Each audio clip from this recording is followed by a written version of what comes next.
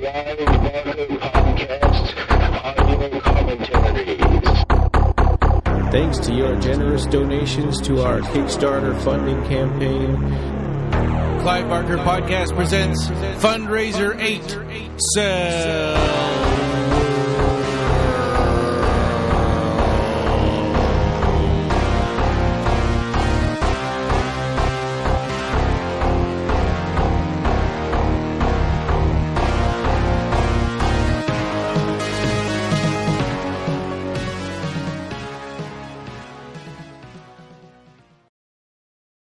Welcome to episode 325. And we are doing A through Z commentaries based on the recommendations on Clive Barker's A through Z of Horror book. And today we're doing Night of the Living Dead 1990, the remake by Tom Savini. And as usual, I'm here with Ryan. Hi. Hey. And Joe Manco. We'll call him Manco.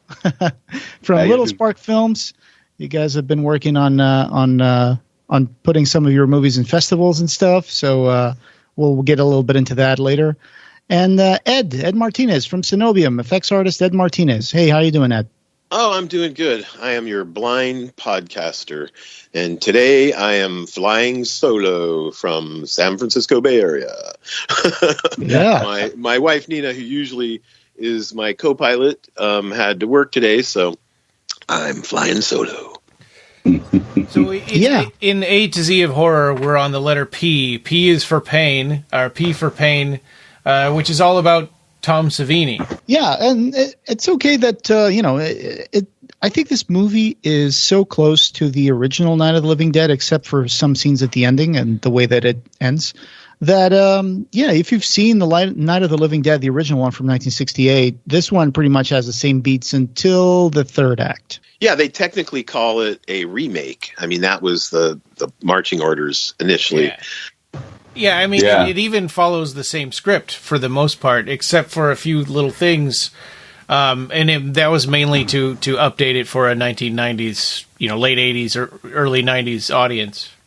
Right.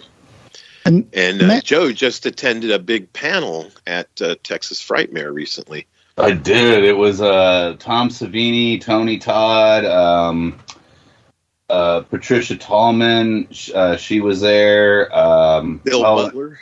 Bill Butler was there, and the lady who played his girlfriend. Or no? Oh, really? No. That's what the female other voice was. No, or wait, she might have been the lady who played Tom Toll's wife in the movie. That's right. I believe. But Tom Toll's is. He's passed away, and he played the character Harry. Oh yeah, and my gosh, Harry Cooper. Yeah. Yep. Apparently, Tony Todd and Tom Tolles were not getting along on set, and nobody knew. And they used their rage, their hatred for each other, the animosity they had, and they stayed away from each other, and they just used their disdain for each other to fuel their characters. What a great move, because that's what good actors do. You can really feel it in the movie. Oh yeah, in the panel, Tom Savini was like, "I had no idea you guys were at really the director." Yeah. He didn't even know. Well, they made friends before Tom Tolles passed away, of course. Oh, that's good. And Tom Tolles was the sheriff in The House of a Thousand Corpses, right? Yeah, he was. He's such a great actor. He was in Henry Portrait of a Serial Killer. Yeah, he played Otis. Yeah. Oh, that's a good one. I know. He was creepy and scary in that. Ugh. Yeah. It's been a while since I've seen that movie, but I remember watching it. I think I rented it on VHS, and holy crap, it was a really intense movie. That is, that is tough. I saw it in the theater, and actually I saw it in a really seedy, scary theater in San Francisco in the bad part of town, and came out of it, late at night, and was walking down the street and was like looking over my shoulder, really creeped out. Yeah, I love that movie. So for anybody out there who wants to follow along in the movie with us, of course, Night of the Living Dead 1990 version. Right. We're paused at the Columbia TriStar, the Statue of Liberty lady logo. So that's where we'll pick up from. I guess I can do the countdown. I haven't done it in a while, so if you have your movie set up to sync with our commentary, then I'm going to do the countdown of 3, 2, 1, play. Fire. I like that. I love that. I like that soundtrack. It's really cool. So we're playing? Yeah. Yes. Joe, Sorry. do we need to back up and No. start? I'm fine. Okay, the moon is rising, and we see 21st Century Film Corporation. This Menahem Golem. This is after the fall of Canon Films. Yeah. Right. Yeah, they helped finance this. Go ahead. I was going to say I found a work print of this movie this week, and it was interesting because the soundtrack was probably a temp soundtrack that it had, but I think it worked really well with the movie. Stuff that was not in the final version. Yeah, no, a few cuts, a few more gory cuts, and like I said, the temp soundtrack was different. So the special feature that they've got on the DVD, it's called The Dead Walk, Remaking a Classic. They show a bunch of the scenes, like headshots and stuff of the back of people's zombies' heads exploding and stuff that were all taken out by the MPAA. And I guess that's all in the work print. Huh. There's a new book Tom Savini just released, actually. It's called Night of the Living Dead 90, the version you never seen before. It came out in 2019, and it's he was selling it in paperback. But it's filled with storyboards and all the stuff they didn't get to shoot for this version of the film. And they had to make a lot of compromises. And apparently the shoot was only slated to go for 4 weeks. And I don't know if they had 12-hour work days or if they kind of, would scooch a little bit further and go 16 to 18 because, when you're in the groove of filmmaking, it's really difficult to want to stop. Yeah. But George Romero said, this is all well and good. You have some fantastic, amazing ideas, but you only have 4 weeks to shoot this picture, and you have a 6-week shoot planned. And so they had to cut out a lot of stuff. Yeah. Yeah, that talk that they did, I heard your copy of it, and it was, he said, I have 600 storyboards here, and George Romero looked at it and said, oh, these are great, but this was going to take you 6 weeks to shoot. Yeah. And so he had to compromise heavily, and like you say, I'm blind now, but I wish I could see those storyboards. That sounds fantastic. Do you think he's publishing them all in that book? I think so. I got to flip through a copy. I was at Frightmare with my kids, so I didn't get to really check it out. But man, when Tom Savini's at a convention, good luck talking to him. He is. Oh yeah, he's everywhere. He's all over the place. He's a rock star, man. Oh man. Here we had executive producers Menahem Golan and George Romero, and associate producer was Christine Romero.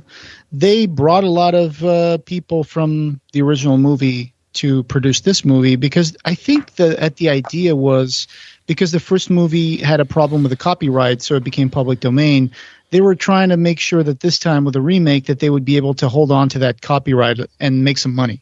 And they were also hoping that this would carry over into the original movie so that the copyright would cover both. Yeah. Right. That documentary mentioned that the whole purpose for this movie, in fact, was the fact that the first movie, they got screwed. Nobody involved. The original film was 10 people, each putting in $600 each, I heard, and that was called Image 10, that group of people. Yes. And they were the ones that financed the original black and white one. I believe that there was a Weekend Warriors shoot as well. So this brother Johnny, he's dressed up to look exactly like the character from the first movie, but it's actually Bill Moseley. Yeah, and Tom Savini went up to Bill Moseley after because they got the gig after they met. Chainsaw. Yeah, they met on Texas Chainsaw 2, and he said, "You can pick any character in this movie to play." only if it's Johnny. Right. You can be anybody you want as long as it's Johnny. It's such a short role, and I was expecting to see him come back as like a zombie at some point, but it doesn't. And it's they misspell his name in the opening credits does come too. Back. He's a dead zombie though. Yeah. Well, no, actually, think about it. In the beginning, when he gets killed, his head gets crushed by that zombie. He goes slammed up against a cement block. So his brain is dead, so he can't come back as a zombie. And we were all waiting for it throughout the film, waiting for that scene, that iconic part where Johnny, and he doesn't. Oh, here it is, crack. He just fell against the tombstone. Obviously a mannequin, but so good. Looks great. Actually, it's that trick that Tom Savini loves to do, where it's like magic, where he uses a real thing first, and then he shows you, how impossible, like with a human skull, how it can be caved in by this cement block, but that's got to be a dummy. You go, right. And there's also another level of misdirection too, because that old man, in the you think he's going to be the zombie. He's going to be the zombie, you think, but he's just a confused old man. Like he got hit in the head or something. Like he was attacked perhaps by the zombie, but not he looks familiar. I was trying to remember if I've seen him in other movies. And this guy coming in with the suit completely torn in the back, showing his bare cheeks. I think he was the zombie walking trainer for the actress. The motion coach or whatever. Actually, no, he's an effects guy. That guy is an effects guy. That's Greg Funk.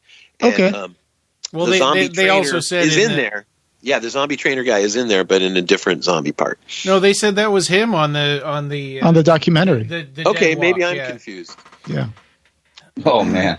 And he does that weird thing where he's kind of shaking his hand, and he was teaching everybody shuffling. that as zombies you're learning how to move for the first time again.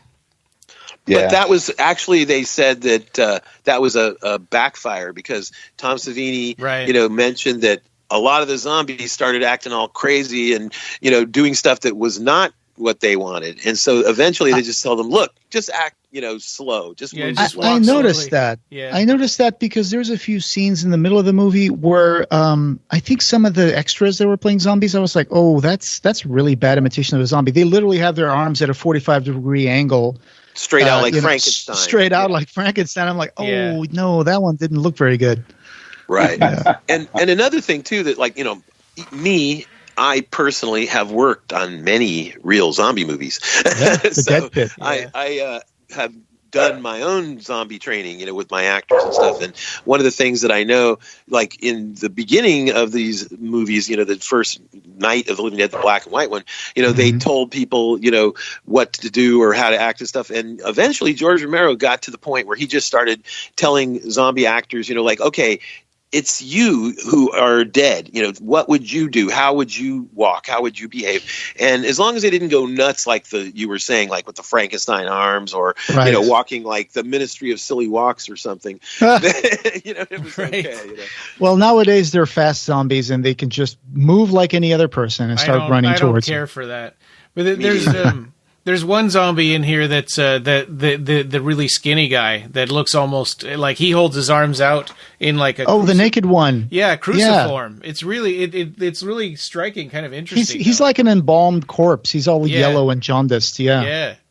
You mean the one that comes through the kitchen, the window? And gets shot? Yeah, and she shoots him like 3 times in the chest to prove point blank. That they're dead. Now, I've heard that guy was met by Tom Savini. He was a cab driver, and Tom Savini was in his cab, and he said, "Hey, man, you've got to be in my movie." Yeah, and we'll get to him here, but he's like 2/3 of the way in, I think. Right. But anyways, she's made it to the house. Yeah. One of the cool things that I like, about this film is, what they call subversion of expectations. Like you're thinking it's going to be just like the original. And if you're a big fan of the original, you're waiting for those tropes, the certain things to happen, like the car has to crash into a tree, right? And a zombie in the original comes up with a rock, and starts trying to smash the glass to get at her and stuff, And so you're waiting for all these certain things to happen. And then, like you guys were saying, certain of them are subverted, Yeah. So, do you remember anything else that Tony Todd said at the panel, apart from the fact that he didn't like Tom towels? Yeah. Well, I mean, he said a lot of stuff.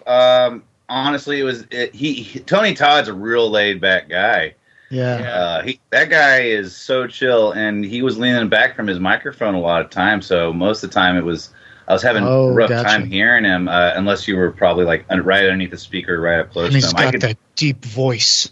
Oh, yeah. I remember one thing he mentioned during that panel was that he did get to meet the original Dwayne Jones, the actor. Yeah, that's cool. Away.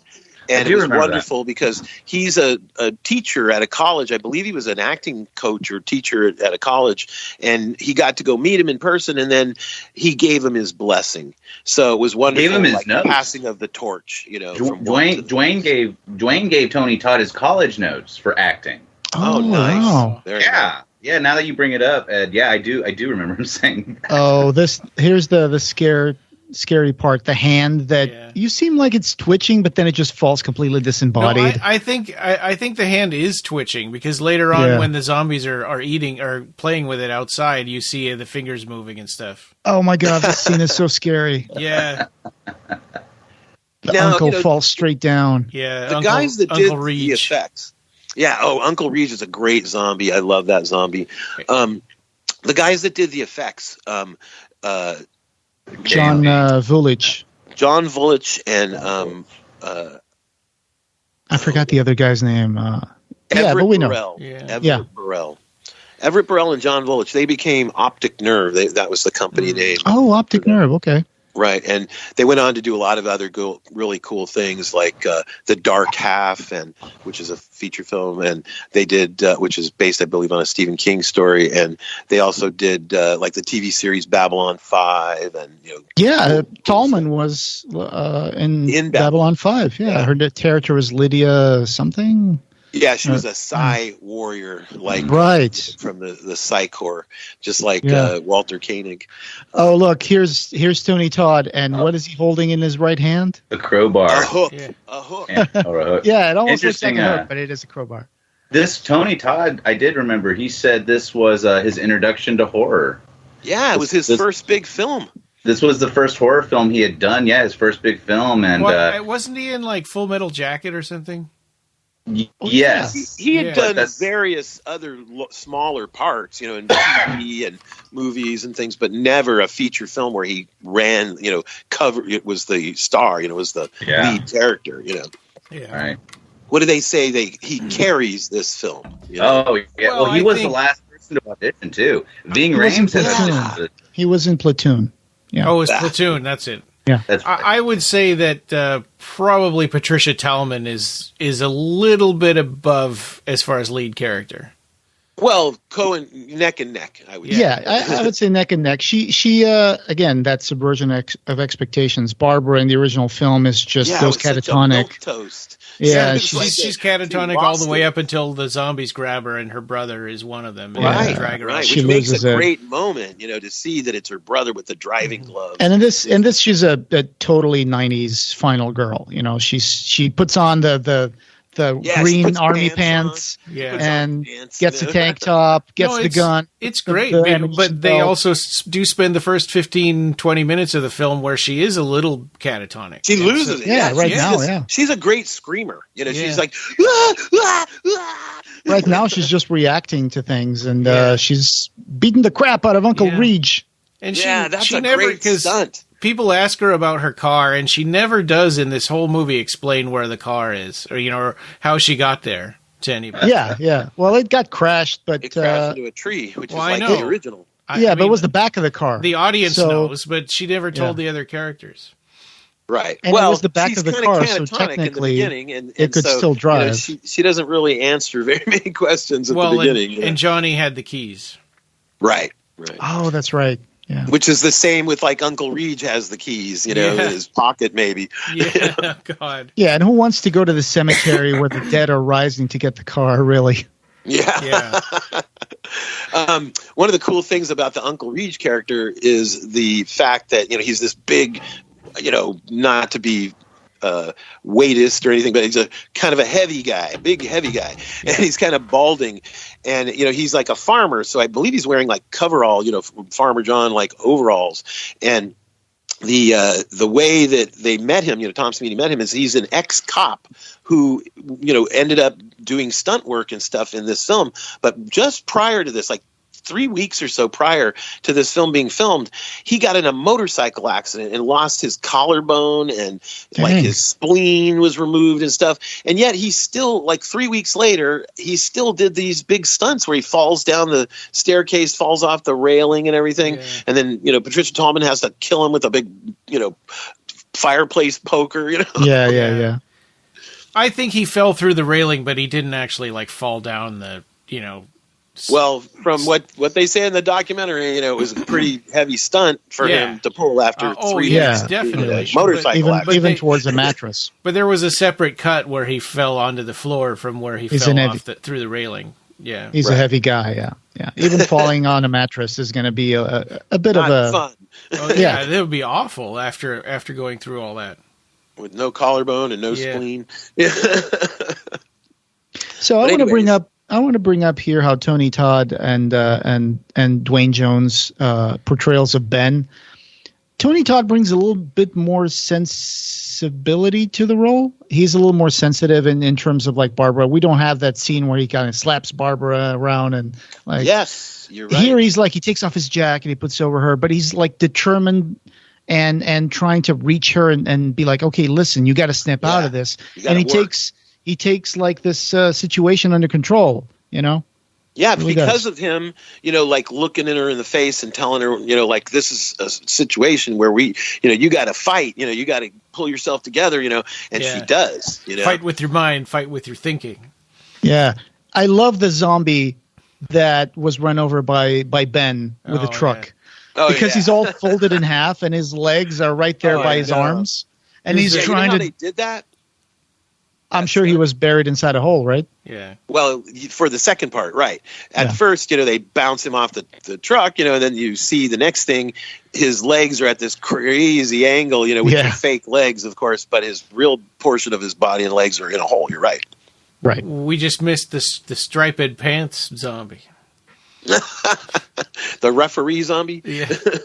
Oh my God, this is all folded up like a pretzel. Yeah. And it's like, okay, time to put this guy out of his misery.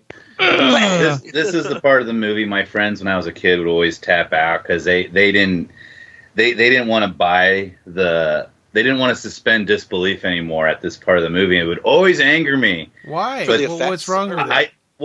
I think that was when I was growing up. It was like me learning to, my path in life was splitting between normalcy and the horror fandoms, and I realized not most of my friends weren't as big into horror as I was, and we were all starting to realize this. But man, Tony Todd though he was the last person to audition for this role because Lawrence Fishburne auditioned. And Ving Rhames auditioned. Really? All these huge actors, and they landed on somebody. And Tony Todd just happened to be outside, still waiting. They're like, "Oh, we got one more," and it was one of those stories. We got one more. They gave him, some sides, and he was back in the room in 5 minutes, and he made Tom Savini cry without a script. He memorized the sides and left them outside that fast. Yeah, and he even dropped some tears while he was doing the scene, and that's when Tom Savini really was respects. it's like, okay, we got our Ben. Yeah, and his IMDb credits are huge. He's been in so many things, like a lot of big parts in TV shows and stuff too. But I know he's done some wonderful things. I mean, like the original, the remake of the Twilight Zone TV series. He was in that. He was in this great one called Nightcrawlers, and that he was in, not only the Candyman films, but then the Final Destination films, and he's in Hatchet. He's in the Hatchet series. Yep. I saw him on X-Files. He was probably in Halston. Oh yeah, too. that's the guy who doesn't sleep, right? The episode of the X-Files. Right. Yeah, there was an experiment, and he couldn't sleep, and then he would just have mental powers.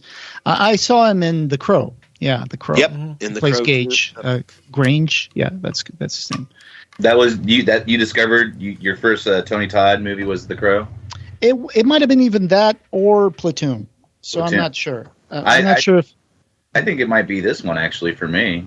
Yeah. For me too, I think. Yeah. Well, I didn't. I mean, I saw Platoon because my dad really loved that movie. It was. Yeah, I saw it on TV.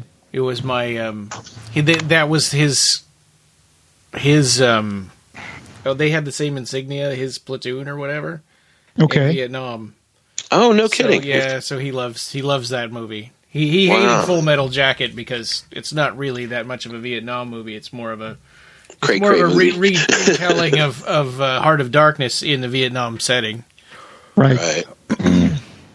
I think Tony Todd was also in Star Trek. Wasn't he a Klingon and stuff too? Yeah, he played Kern in Star Trek: The Next Generation. Right. He's in the episode, Masters of Horror episode, Valerie on the Stairs. Right. Oh, cool. He's the demon. Right? Yeah, he's the demon monster. Yeah, that's a great role. I love that one. Yeah, I know. That's great. We could go on and on. Yeah, sure. He's a prolific actor. Yeah. A lightning round. Yeah, I mean, he was in Voodoo Dawn, like you guys said. He was in Matlock, the TV show. He was in Jake and the Fat Man in a few episodes. Voodoo Dawn is disappointing as a zombie movie if you ever want to watch that. Yeah. Makut. Tom Savini has this script. I was listening to this talk that he did at Full Sail. It's on YouTube. Maybe I can get Nina to send it to you for the show notes, where Tom Savini is talking about a script that he had where he wanted Tony Todd to play a voodoo master. It was going to be, he wanted to do another zombie film where he was going to use all the effects that he didn't get to use in this film, in this other zombie film that he wanted to direct and write. And he wanted Tony Todd for it, but it was going to be more of a classic voodoo movie, zombie movie, but use all the gags that didn't get used in this. I think he would play a great Papa Legba. Like that, like Haitian voodoo, like a king of the zombie, voodoo tribe, because he's like the guy who appears. Like that, Yeah, he's like the guy who appears in the ceremonies to be the intermediate between the devil and the celebrants, right? The people who are celebrating. Right, like in a Bond film, I remember the guy who used to do the 7-Up Uncool Nut. Cool. Oh, that guy, yeah. Yeah. He plays a voodoo master with a top hat and a skull painted on his face. Was that Live and Let Die? Yeah. Yeah, with Roger Moore. And Rick Baker made a fake head for him because I think an alligator bites his head off or something. Oh, man. I haven't seen that in a while. We had a bit of a funny moment when she's hitting the severed hand with a poker and like rolling it across the floor to Uncle Reach. Yeah. She doesn't want to touch it. I got to find out. We found out about this location. I've always loved this, and I just showed my 9-year-old kid the original Night of the Living Dead. House, the little house. Yeah. And I was about her age when I think I saw the original, maybe a little younger, like on USA or TNT or something. And this movie's been in my life forever. But this house was shot on the complete opposite end of the state where the original film was shot. Oh. And Tom Savini was telling us he was the lady that owns this house right now. Like, they bought it back then for $125,000, just flat out. Wow. They bought it cash, and then they shot on this property. Yeah, it they still had exists. 8 acres or something of land too, right? Yeah. Well, now this lady lives there, and she's just constantly getting, bugged, berated by tourists taking pictures and never leaving her land. And she's this nice old lady, so apparently. But man, this house is just so creepy, so eerie, and I always thought it was the same house. I mean, I think they look really similar, exactly. Yeah. But because Night of the Living Dead was originally being written as George Romero's version of Richard Matheson's I Am Legend. I Am Legend, yeah. And Man on Earth. Yeah, and then it eventually just kind of turned into its own thing when they did their Weekend Warrior shoot back in the 60s. Was it the 60s? Yeah, it came out in 67, I believe. 67. Yeah. But it's just crazy that I always felt like, this isolation is a trope, and Tony Todd is the character Robert Neville from I Am Legend, except he just happens to have a few humans to talk to. And I don't know, I've always loved I Am Legend. This is a great story, but the location is just phenomenal. It's beautiful, and there's an old lady that lives there now. She gets a lot of tourists. Yeah. I've seen both I Am Legend. I've seen the one with Charlton Heston, and then I've seen the one with Vincent Price. I think I like the one with Vincent Price a little better. Me too. The one with Charlton Heston, he crashes the car everywhere he goes for no reason. That's how he stops the cars, by running it into light poles and stuff. Convertible Cadillac, and then he just crashes it, and then goes to another dealership and gets another one. Yeah, is that with Charlton Heston? I think they call it Omega Man or something. Yeah, the Omega Man. Yeah. And I don't know who mentioned this on a previous episode, but someone said that this was originally going to be called Night of the Flesh Eaters. Yes, that was the original title. Yeah, and then there was an actual movie, from the 60s. It was about flesh eaters, and it was about a bacterium in the water that would eat your flesh or something. And so they had to change it. But I also found, preparing for this, the work print, George Romero's work print for the original movie. It was called Night of Anubis. Oh. The title, when the car is driving, is not Night of the Living Dead. It's Night of Anubis. And I was like, wow, that's interesting. I think that was released in a Blu-ray. I think might have been Arrow or something. There is the work print. It was released in a recent release. I want to get that version because mine is kind of old now anyway. Yeah, it's shorter than the actual theatrical one, but they put it in a release just for completionist's sake. But I always found it's funny that it's Night of Anubis. That's kind of a cool name. For me, the history with this film is, I saw it in the 70s on television here in the San Francisco Bay Area on my lovable Creature Features TV show that I grew up. Yeah, that I grew up on. The black and white original was played. I think it was for the very first time on television. Here in the Bay Area. On this Creature Features TV show, and they had to show it late at night, like after 11:30, because it was the cut, that has nudity, it has, gore, it has eating flesh, stuff, like, do you remember there's naked zombies walking around around the house in the original? And, they played that on our local television, uncut, and it was shocking. I was, maybe 14 years old or something like that. Like it was in the 70s, like 1974, I think, or something like that, on our Creature Features show here in Channel 2, Bay Area. Man, you had it on regular television. Yeah. Man, that's so cool. First time I ever saw it. First time I ever saw it. And it was so scary. Like God. Yeah, I was at the perfect age. It is a scary movie, even today. Yeah. I mean, if you've never seen it, and those of you listening, turn off the lights, light a candle and play this movie in the dark. Yeah. It's scary. Like I scared the hell out of my little sister. We turned off the lights and we were watching it together. She was the only one with me watching it, and I was coming to get you, Barbara. Exactly. I did that to her. I was like, but your sister's not Barbara, right? I like in Shaun of the Dead when Nick Frost takes the phone from Simon Pegg. He's like, "We're coming to get you, Barbara." He's screaming at that. And when Queen starts playing in the jukebox and they're beating the zombie with the Queen. That kind of reminded me of the. She's beating the Uncle Reach with a poker, and immediately in my mind I thought of that movie, the Shaun of the Dead when they're beating the zombie to Queen music. I don't know why. She wants a cuddle, But I love the fact that they created this little set piece upstairs with this guy's cousin and Uncle Reach, and then the fact that he blew his brains out, and you can make out the story of what happened. Like he got attacked by a zombie, Uncle Reach, and then probably bit his hand off, and then all that thing to prevent himself from the horror of what was going on. He turned the gun on himself. Right. And then they have to come up there and find all that, and then they get the television from up there. And what does the jerk do with the television? The jerk in this remake is especially jerky. That's what I was just gonna say. He is way worse than the Mr. Cooper in the original Night of the Living Dead. He is so hateful.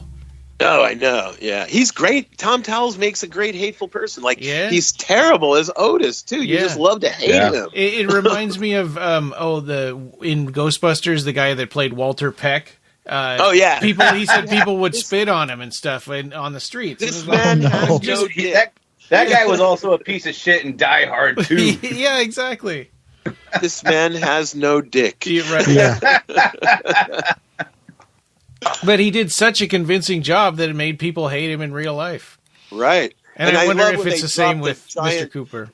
I love when they drop the giant truckload of foam on him. Yeah. You know, he's out in the street and all of a sudden, poosh. Yeah. Yeah.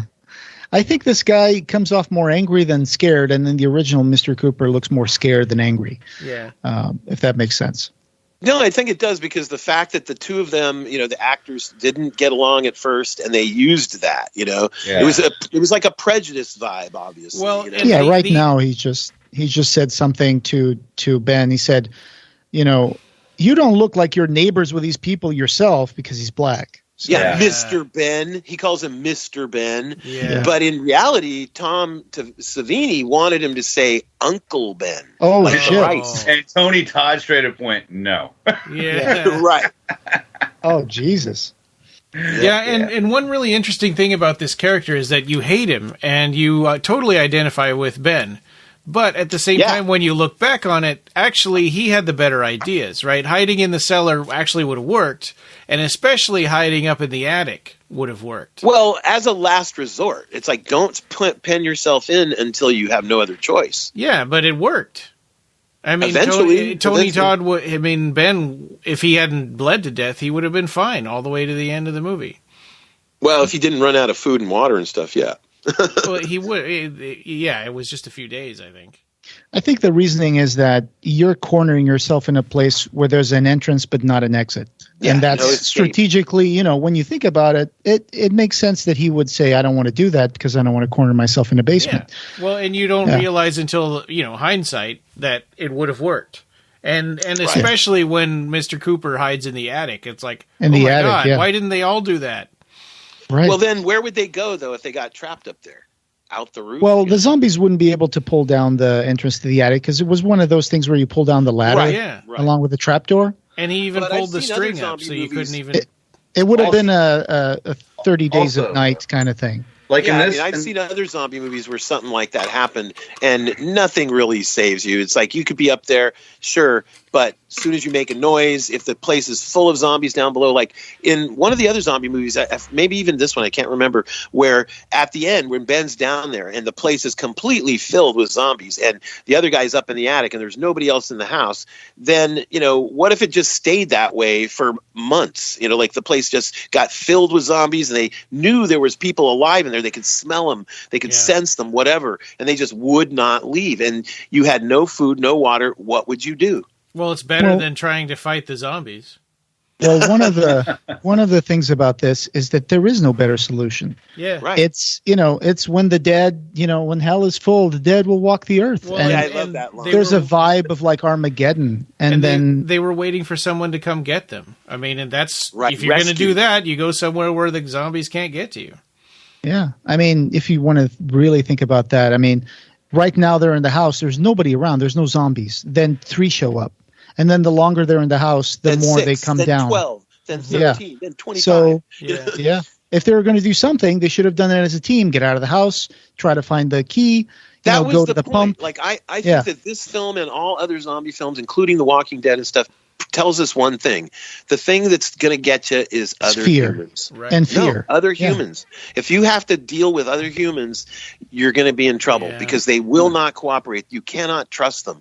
If you have a team of people, if you have some sort of super motivation that makes you stay as a fighting force, as a team, like whether you're in the military together or whether you're a family unit, a man, a wife, a husband, a daughter, whatever, that's usually the way it works. If you're like just neighbors or strangers, you end up fighting amongst each other. Well, yeah, and stupid Harry Cooper is so stubborn that he didn't even bother to look in the basement where he was hanging out the whole time. Yeah, it said gas. Keys. It said gas pump right on the stupid key. Yeah, that's what was so his ironic. thing is that he's lazy. He doesn't want to do anything, and he wants everybody to do it for him. Yeah, and yells and screams and makes everything worse. Yeah, he slaps his wife around when she's trying to ask what's going on. Right. And he's wearing a tuxedo with an undone bow tie. Yeah, like so. Where was he coming from? Event, a wedding or something, maybe, or whatever. It's one of those guys who failed upwards. One of the things I love about that thing, though, finding the gas keys down there, is again, subversion of expectation. It's like you never expected to see them down there. Yeah. And also, and another big subversion of expectations is the daughter. You know, yes. That she doesn't use that trowel. But they show it hanging on the wall, and it gets blood on it. Yeah, right. It's dripping blood. Like you think it's like, when's the other shoe gonna drop? You know, it's like the old, like the Han Solo line of like, I thought they smelled bad on the outside. Pregnant pause. It's like, I think it's more interesting to have her bite her own mother, because it really brings home what these zombies will do to you. Yeah, exactly. Right, and the fact that you're waiting for that trowel to get used and it doesn't. Honestly, I think, the original is a classic, but I think this improves on it in so many ways. Yeah, color for one thing. That's that's a bit. And then 22 years later, they could get away with more shocking stuff. Yeah, the special effects are better. Obviously, it's in color, and I think Tony Todd is amazing. And actually, a lot of these, Patricia Tallman is a way better Barbara than the Barbara that we had in the first movie. Well, the Barbara in the first movie, that's a different ball game, man. Yeah, it's her role. That's her writing. Yeah, it was written that way. I'm not saying the actress is bad. I think I like this character a lot better. I like this character a lot better too. I mean, if I was stuck in the reality of the original film, I think I would have lost my shit being around that Barbara. Because she did nothing. Yeah, it's like you just sit on the couch. She was in shell shock. She was in shell shock the whole movie, Yeah, she was in, what do they call that? Shock. Just plain old shock. Yeah. You have to put a blanket around someone and stuff. And it's kind of lame, because every other character in the movie has gone through similar stuff. So why is she... Yeah, but she was a fragile woman, get it? That's the role they gave her. Like, even Patricia Tallman said that she was like Grecian in her, character.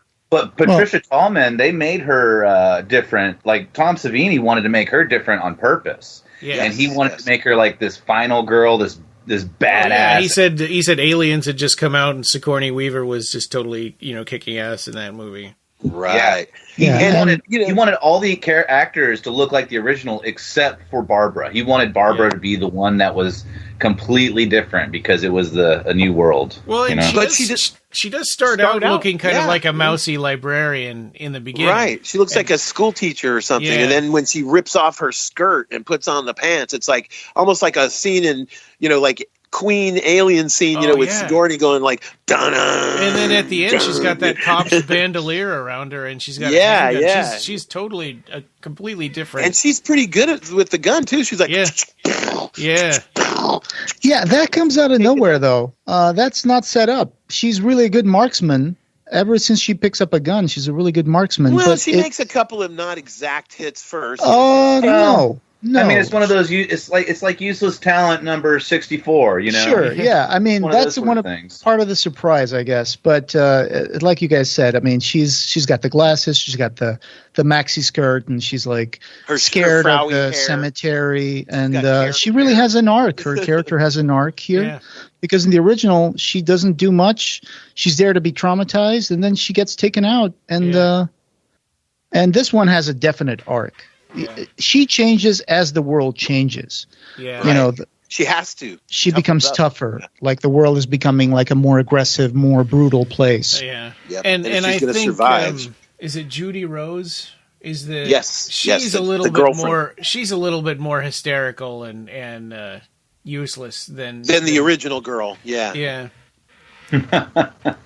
I think also that, she shows her backbone a little bit too when she says, "This is his Uncle Regis' place. Yeah. How would you guys be if we didn't even let you in here? How would you like it if we kicked you out of here?" She goes Karen. She Karen's out. Yeah. I one of the things I particularly enjoyed is the fact that where are they going to use to board up the windows, and then we actually see them remodeling tables, kitchen shelves, doors, and it's like that makes total sense. Yeah. It's not just these magic boards that appear out of nowhere and they're just nailed them on top of the windows. Like, where'd you get the boards? And when he goes upstairs and he talks about Uncle Reach, they were saying, like, look at this crappy stuff, and he could punch his hand right through, like, one of those cardboard doors, that people have, like, on their closets and stuff. Better than nothing, Ben. No good. But he said, but Uncle Reach took off all the hardware doors. They're down in the cellar. Yeah. Look where this lady... They got a whole bunch of wood to work with now, She ain't hammering that you?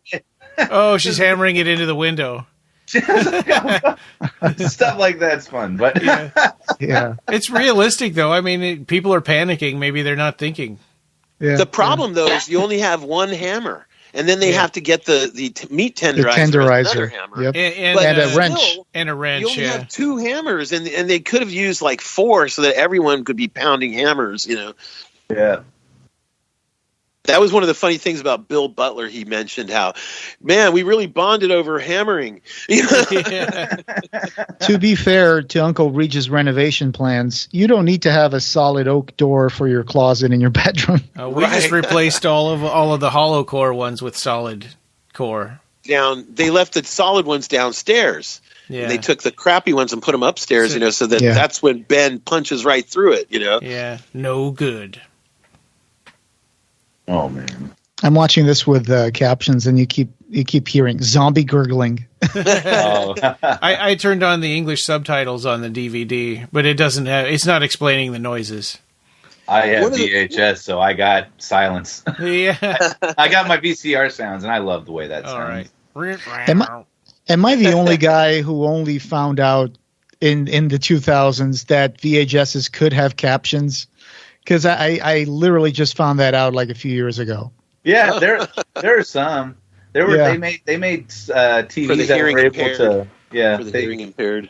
They were able to. I don't understand how the technology worked, but yeah, I had some VHSs, like my Star Wars special editions have those captions on them. It works in my flat screen. I just pick subtitles on the menu of the flat screen, and they show up when I'm watching a video on the VCR. It's like, holy crap, this works.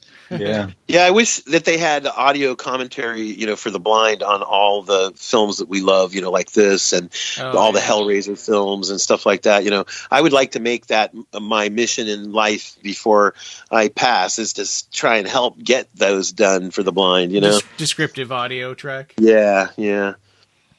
I wonder if any of the the last releases of the Blu-ray 4Ks and, from like Arrow and companies like Vinegar Syndrome and all that, if they're bothering with that audio commentary for the blind track.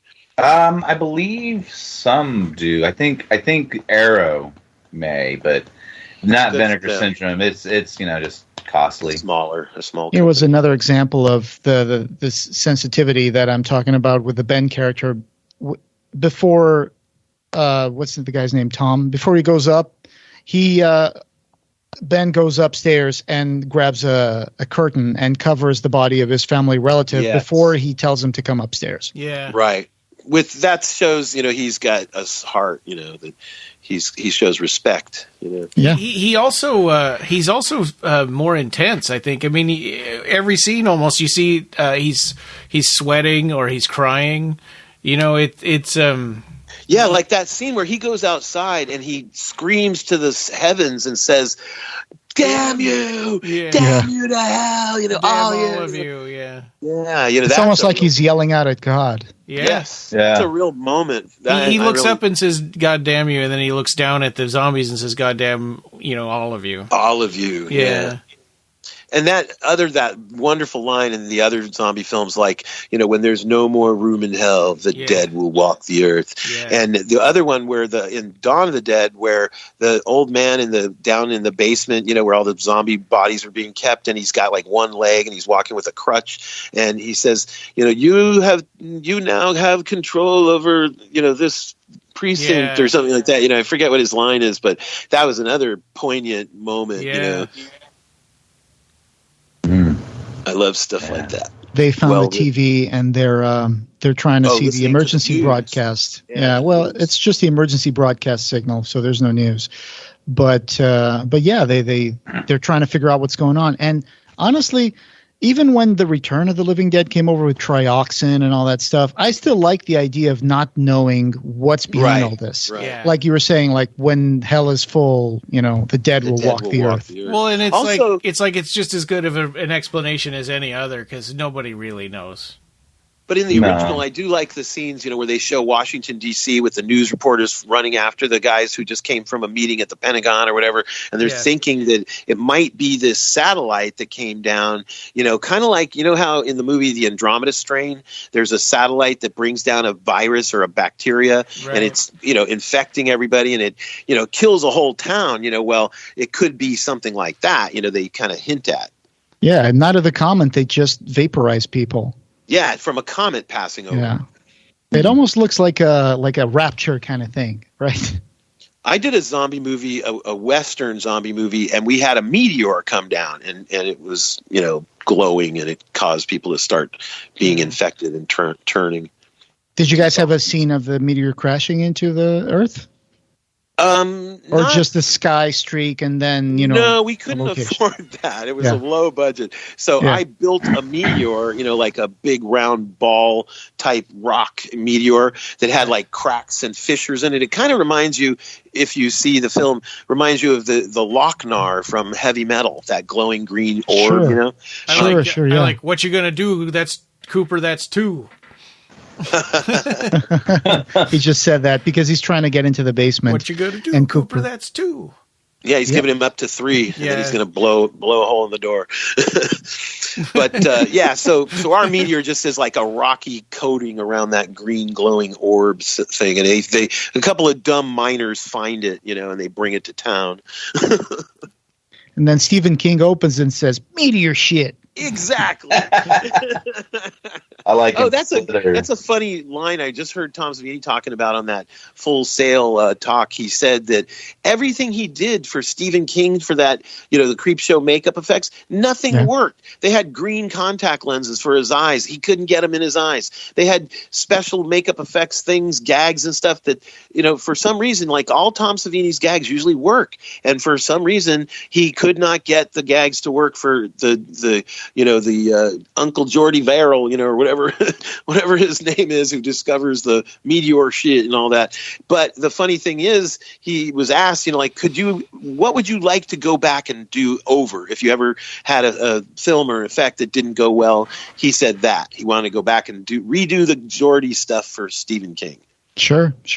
I love that one. That's the only one that on Halloween. That's the only skit vignette from that whole franchise that we let our kid watch right now. It's pretty funny. I just feel like that's she's like 9. She's 9 years old. She's 9. I don't think she's ready to watch the entirety of the first Creep Show yet, but I let her watch that. What a great age, man! She's gonna, with you guys as parents, she's gonna have some great Halloweens ahead of her. Thanks.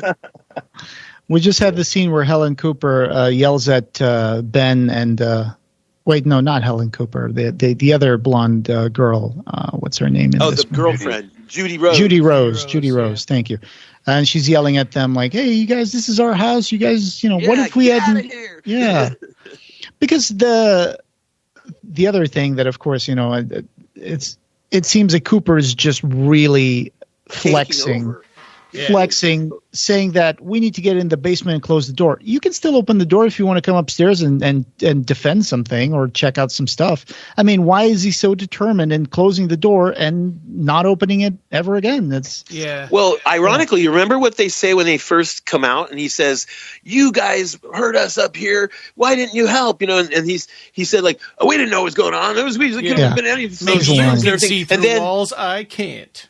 Yeah, but then Bill Butler says, "No, that's not right. We heard her screaming, and we knew, and like in other words, they're scared. He's a coward. Just scared. Which you got to respect him for being honest and stating that. Sure. It's like, if it were me or you, we might have done the same. Well, and then he makes up for it at least. He helps out all the way until he can't anymore.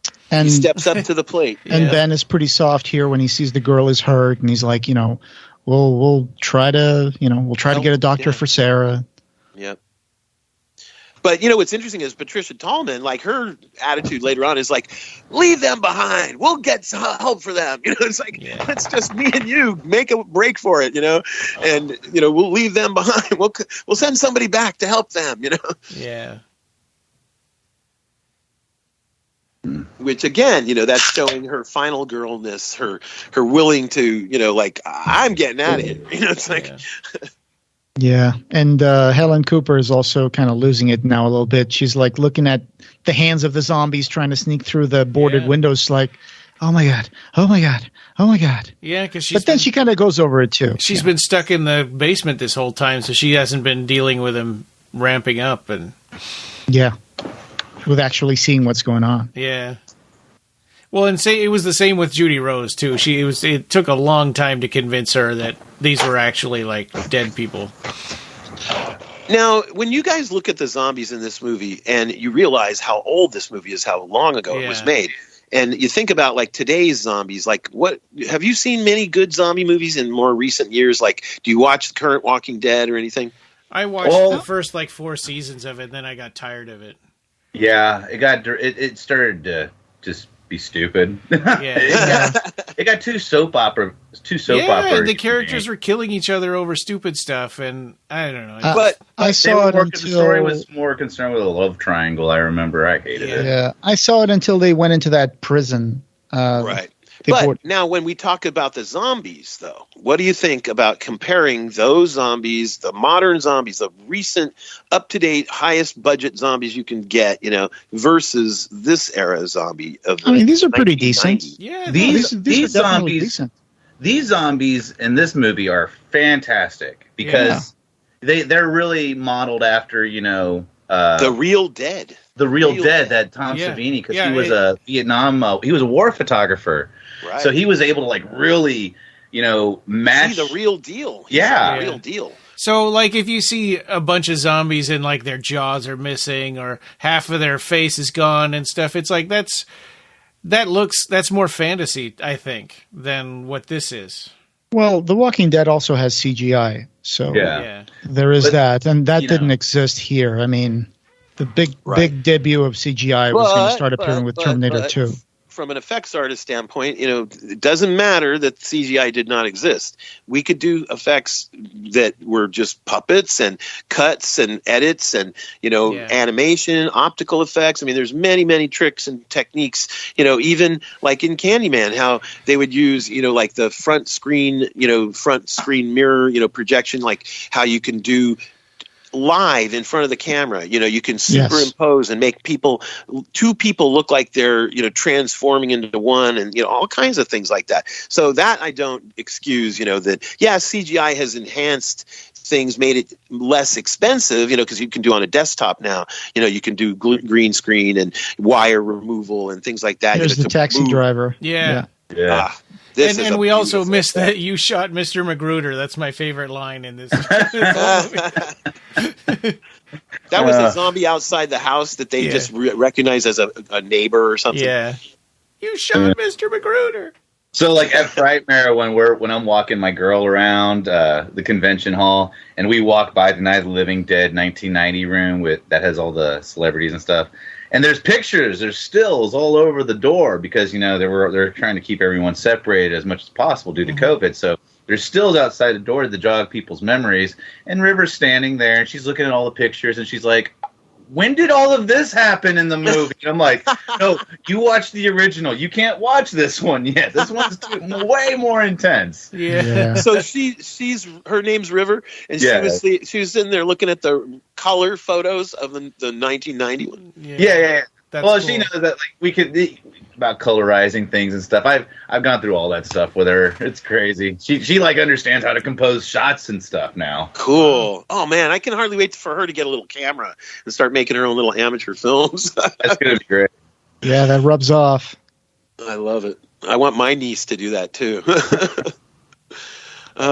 But anyway, so as far as zombie makeup and design and stuff, one of the cool things, I believe I talked about it in our news episode or something, was that John Vulich and Everett Burrell, they got a hold of an early Amiga computer and they started using like mix and match, patches of sections of a zombie's face. Like let's say you have like a bullet hole in a forehead, and you have like a big hole in a jaw or whatever, and you can switch this jaw with another jaw, and so that they could design on the computer a whole series of monsters, zombie faces, and then they could show them, for pre-production before they started sculpting. Yeah, so they had already figured out what they were going to do in the Dead Walk thing, and it documentary. So they were using Digiview, which I have on my Amiga.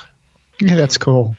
Mm-hmm. And see, I was around. I was an effects guy when this movie was in early pre-production and then production, and I followed John Vulich and Everett Burrell's careers, and I watched them do that stuff with the Amiga, and I was fascinated by it and everything. Of course, I was not, computer savvy, and that was so early in the computer era that, it took many, many years before, Nina and I owned a desktop that we could do, Photoshop and stuff like that at home. But that was the early days of that. Like now we can do that on our own home desktop, but then it was like expensive equipment that had to be purchased just for working on a movie.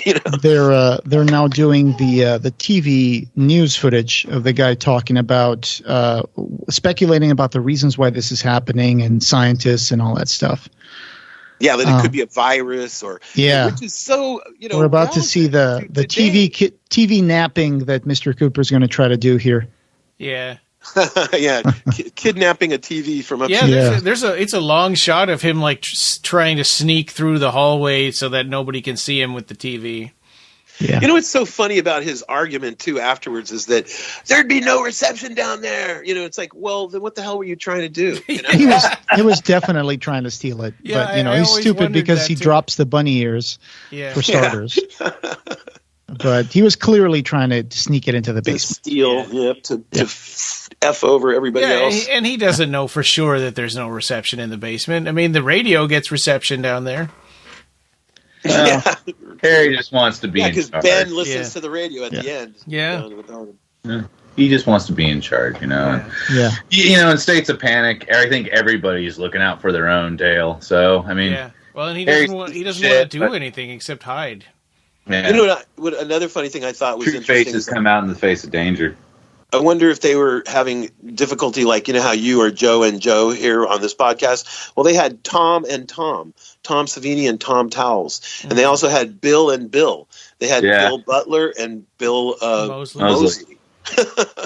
Yeah. Oh, my gosh. I actually have a TV like this sitting in my kitchen right now. An old wow.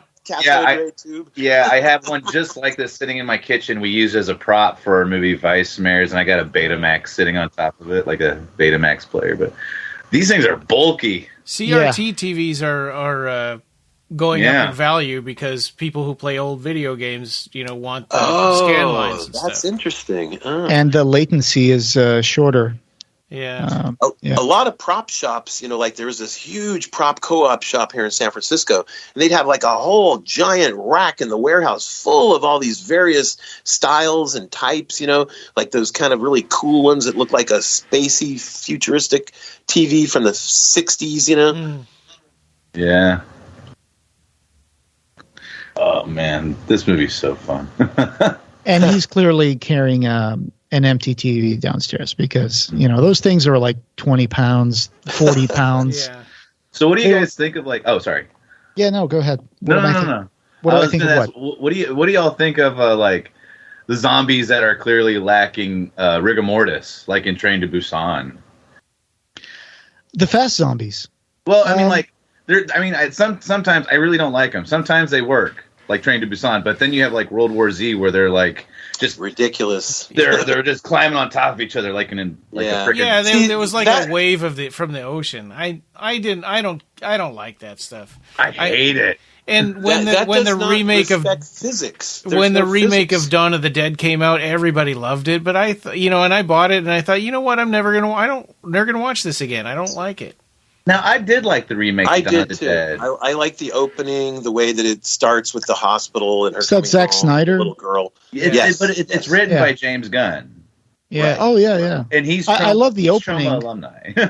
Yeah, I love the opening with the little girl that shows up and bites the neck of the boyfriend and all that stuff. That's pretty cool. And then when you go out in front of the house and then all of a sudden, wham, the neighbor gets slammed by a car. Yeah, and there's like fires going on. And it's just that Dawn of the Dead, that remake set it set the bar at that time like pretty high, and then just everyone thought, oh, the way to revive this genre is by just making them run. Let's remove the rigor mortis. Yeah, and then you had 28 Days Later, and 28 Days Later. In my opinion, my argument on that one is that it's it's a different type of. Well, they're not really. Hang on. What are you going to say, Joe? Yeah. Let Joe finish. Yeah, no, it's like a rage movie. Yeah. Yes. They're infected with this virus called rage, so they're not really using the Z word. And when Shaun of the Dead finally came out, I think that's when people wanted to, that's when the war started. Old zombies or new zombies. I agree. Yeah. In other words, when you go to a friend who likes zombies, you say, so what do you like, Romero or the other type? Yeah. And like I said, very rarely, I think, what I like, Train to Busan is one of the best movies ever made, in my opinion. And I cry every time it's on, especially like during Joe Bob, when they had it on The Last Drive-In with Joe Bob Briggs. On Twitter, people were losing their shit, bawling in tears. And really? Wow. Yeah, it's a very emotional piece, and I'm Korean annoyed. Film. It is, and I'm sorry I can't see it. It's made after my blindness, but I would love to hear an audio commentary description version. Isn't there a TV series also? I don't think so, but they've made there is a TV series. They made you're thinking of that train movie, Snowpiercer. Yeah. Oh, okay. Yeah, Snowpiercer is a great movie too, but that's not a zombie TV series with that as well.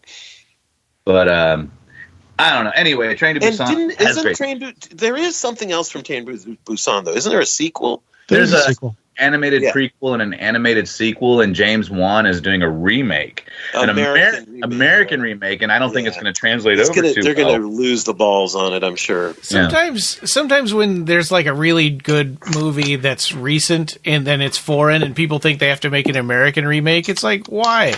Just watch it with subtitles. Yeah, why? Money. So many American people told me they don't watch movies with subtitles. So many. In the Joe Bob groups? Those are people not worth. They can't read subtitles. It's the market. It's the market. They just wanted marketed with American actors because they know that will guarantee more butts and seats. But sure. I get that. Yeah. But my opinion about fast zombies and slow zombies, I'm more into the slow zombies because that at least, I think if you're going into the reality of the film, that would give people a fighting chance. The fast zombies would be game over immediately. To me, I think the first fast zombies were really the Return of the Living Dead ones. I didn't like those. This scene with the torch right here. Yeah. A lot of this is here. There's some accident. Yeah. Oh, did he burn some people? No, he burned the building. He whacks it with his hand. Yeah, he whacks the ball with his hand to put it out. And he didn't panic. He let the take happen and acted like he would in character. Yeah, that's awesome. So, man, Tony Todd's such a badass. I was just thinking about that when I watched that. It's like, what a dude, man. What a cool stunt. He slaps the fire with his hand to put it out. I know. He kept his cool and he didn't ruin the take, and they put that in the film. Yeah. So awesome. Oh, He's man. a badass. Little happy accidents, like Bob Ross would say. No wonder they made him the Candy Man. Oh, man. And this whole sequence, to the gas pumps and back, Tony Todd is so athletic through this whole thing. Yeah, there was the slapping the fire with his hand. Yeah. Like he's rolling around and knocking them, rolling into their legs to knock them over. Grappling punching them. them. It seems flipping like them over. If he were out in the middle of a field of zombies, he could hold his own, Yeah. Now imagine having to do several takes of this. At the end, you got to be sweating. You got to be your arms and legs are probably going to be a little hurty. So yeah. And the adrenaline is pumping. And, these low-budget films, like Joe was saying, sometimes, 12, 13, 15, 18-hour days, you're getting this done right before the sun comes up, if it's supposed to be a night shot, Yeah. and safety, like it's so critical for safety, to not be all burned out and tired, when you pull a stunt, And when I saw Ben throw the torch into the bed of the pickup truck, I'm like, oh my God, that's going to pay off pretty quickly. Live fire.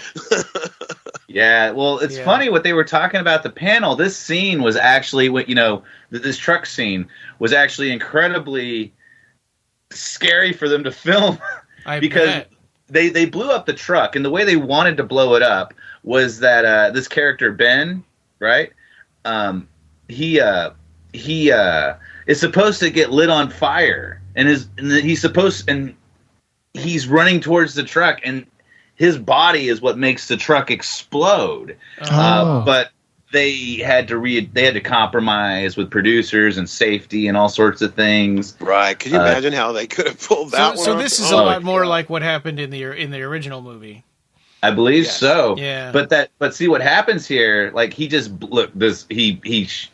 freaking idiot. He shoots the freaking gas pump with a shotgun like a jackass. Not a good idea there, Bill. They explode the truck, man, and it just goes up 60, 70 feet. Yeah. And it's a huge burst. Yeah. And it just blew everyone's mind. It was like the most terrifying thing they were talking about. And that blowing shit up is money. Oh yeah, totally. And people just want more explosions, but like the Teen Titans say, you need exposition to get, the explosions. Yeah, but that explains a little more why they ended up with that weird, senseless thing. Like Tom's going to shoot the pump. It's like, why would he even do that? Well, he was trying to blow the lock off. But an idiot. He was panicking because the keys didn't work and there's zombies coming up to him, and it's like we got to get this butt of the gun right now. Yeah. Oh yeah, with the butt of the gun. That would have been better. It probably wouldn't have worked, but it's a better idea. A part of me is also thinking, imagine getting the keys, going there, and then saying, "This is Diesel." Oh, this poor actress, the Tom Toll's wife in the movie. Yeah, Helen. When she dies in the movie, she was pregnant too during this, right? She was. So when she was obviously more emotional at the time. But this scene where she is looking for her daughter, even though here in the picture it looks very, well lit and everything, she said that she was having a hard time seeing down there. Oh, and she was smoke. Yeah, because the smoke. And she was genuinely terrified, putting herself in this mindset about her beautiful baby girl, coming to kill her, and she didn't want to do it. She started crying on the panel because, she's emotion. Yeah, wow. And that was the first time I believe she said that she had seen these people since they wrapped filming this picture. Yeah, I think I heard that too on the panel that most of them, one or two, like Savini had seen Tony Todd at a convention and stuff. A couple had run into each other because they do conventions, like Patricia Tallman maybe and stuff. But like the one you're talking about, the lady who played the wife and the mother of the girl down in the basement, she hadn't been out at a lot of conventions and stuff. And so for them to all get together on this panel was obviously bringing up some heavy emotions. Yeah, but no matter what version of this movie you're watching, it's always going to be a rough scene. I mean, Robert Rodriguez, he said in Planet Terror, when he was writing Planet Terror, he wrote himself into a wall of he doesn't know where to go with being too scary for the picture, and so he went to his deepest fear, and that was his kid dying.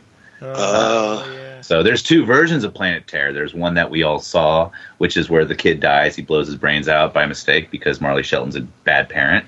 And then there's the second version that only his son has seen, which is the little boy lives all the way through to the end of the movie. And that never got released, right? You know what? I didn't. I never watched Planet Terror again after that because that bothered me. I didn't like it. It's pretty tough. You're a parent too. Yeah. Right. Yeah. Right. And that it hurts, man. It freaks me out so bad. But that's horror. Horror is perspective and where your heart lies. Yeah. Yeah. Cooper just turned his true colors and attacked Barbara to get the gun. Yeah. Yeah. And then he ran it out of bullets and took it downstairs. That's why Ben left her in there so that he wouldn't be in between him and the door, He was smart. He knew he could sense that guy would not be good to be left in control of the house, you know.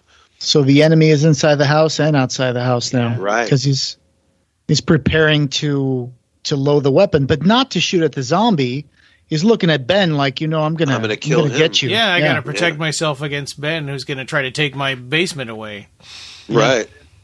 You know what else I was going to say about the zombie makeup and stuff is the crew of the effects team, all except for one guy. I think it was what was the name of the guy again? I'm just going blank on his name. I'm sorry. Special effects team, two guys. Anyway, John Vulich. Okay, John Vulich is the one, I believe, who did not want to go to an autopsy, where the other crew members, like Everett Burrell and the other sculptors and stuff, all did go and watch a real autopsy. I can't blame him. Yeah. Clive went and watched a real one, I've understood, too. Yeah. It was Everett Burrell and John Vulich. Yeah. Right. So this but is there crazy. were other crew members, of course. So on the one hand, he shoots him to stop him from shooting his daughter, which you can kind of understand. But then he just is like, I'm going to keep shooting at you. Right. He's just going to keep on blasting Ben. And his daughter is in the line of fire, too. Yeah. And I guess Ben gets shot in the arm or the shoulder or something. He just shot him. Even after Barbara killed his zombie daughter, he still keeps shooting at Ben, even though it was Barbara that did it. Yep. They just hate each other so like much. Ben, Yeah. Right. And they both take 2 bullets. Yep. And they both live. Bang. Both bleeding out, but living. Yeah, but Tony Todd is shot in the right side in his chest. So, that's like he says just now, he's like, I'm hurt bad. I can't go anywhere. He knows. Yeah. Oh, man. So anyways, about the zombie makeup, the thing about the eyes, and that they made these special prosthetics that would allow like vac-formed, cloudy eye effect, not necessarily contact lenses, because I used a lot of white contact lenses in my zombie movies, and that was so that the person could still blink and, their eye would just have a contact lens in it. But these guys, they made eyes that wouldn't blink. They made like eye prosthesis that had a section of skin, foam latex skin around these vac form eye orbs. So they were blinking underneath that? Right. Okay. Right. And is that what they used on Titanic?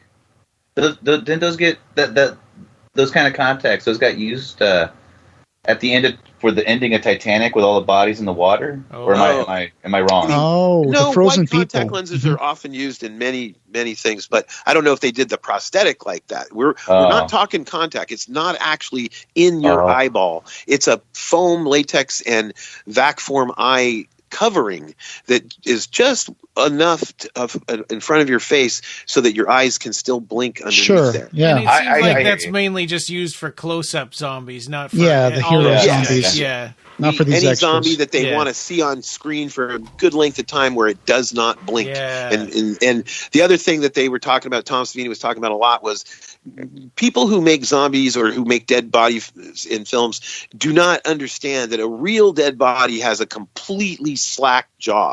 All the muscles are dead. So you cannot have like a dead body that looks handsome with its kind of like teeth tightly pushed together, your jaw is going to hang open slack. Either slack or that's grimacing. a little bit of a slippery slope because all their muscles should be slack, right? Yeah, they wouldn't be moving. Yeah. Right. They'd be wriggling, doing the worm. This dude outside. He's the zombie. Think about this. Yeah, he's the zombie that has the arms at 45-degree angle from his body, like spread out. Like Frankenstein. Yeah. We just saw that guy. Oh, there, he's walking behind Barbara there.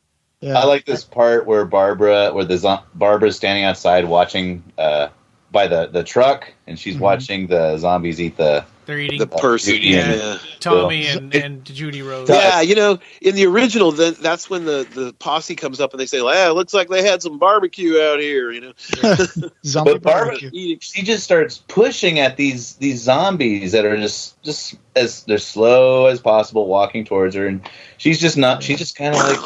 I'm observing them, pushing them away. Like, this is so pathetic. This is the world we live in now. Yeah. And, what's interesting, too, is that earlier she was trying to convince everybody, we can move around them. They're slow. We can do it. We can make it. Come on. She had a really good point, too. I mean, it's hard. It would be really hard for that whole group to try to get away from all that, but they could. Yeah. It's possible. Yep. If you work as a team. Yeah. It might have worked out better than what they ended up doing.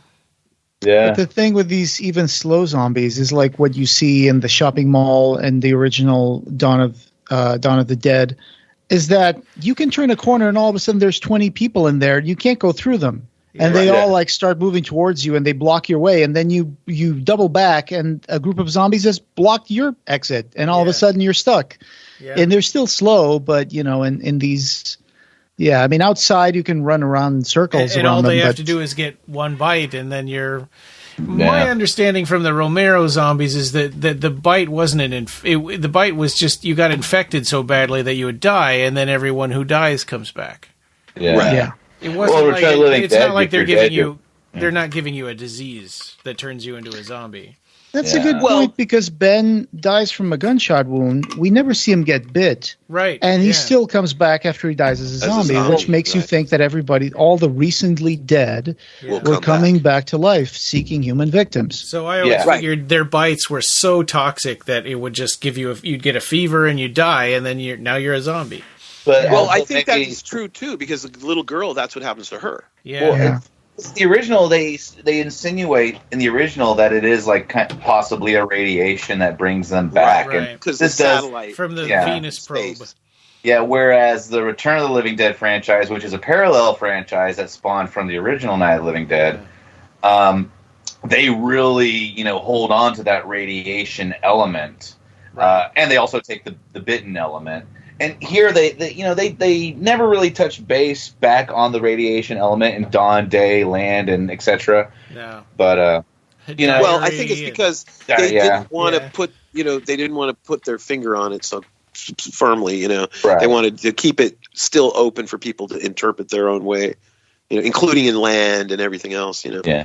Now, Bill Moseley, when he was offered the role of Johnny, he really wanted to play Cooper, Mr. Cooper. Oh, but he was like they forced him into Johnny because Savini wanted him to be Johnny. Well, he did a great job as Johnny. I mean, he was like almost indistinguishable from the original. But could you imagine how different this movie would be if Bill Moseley played Cooper?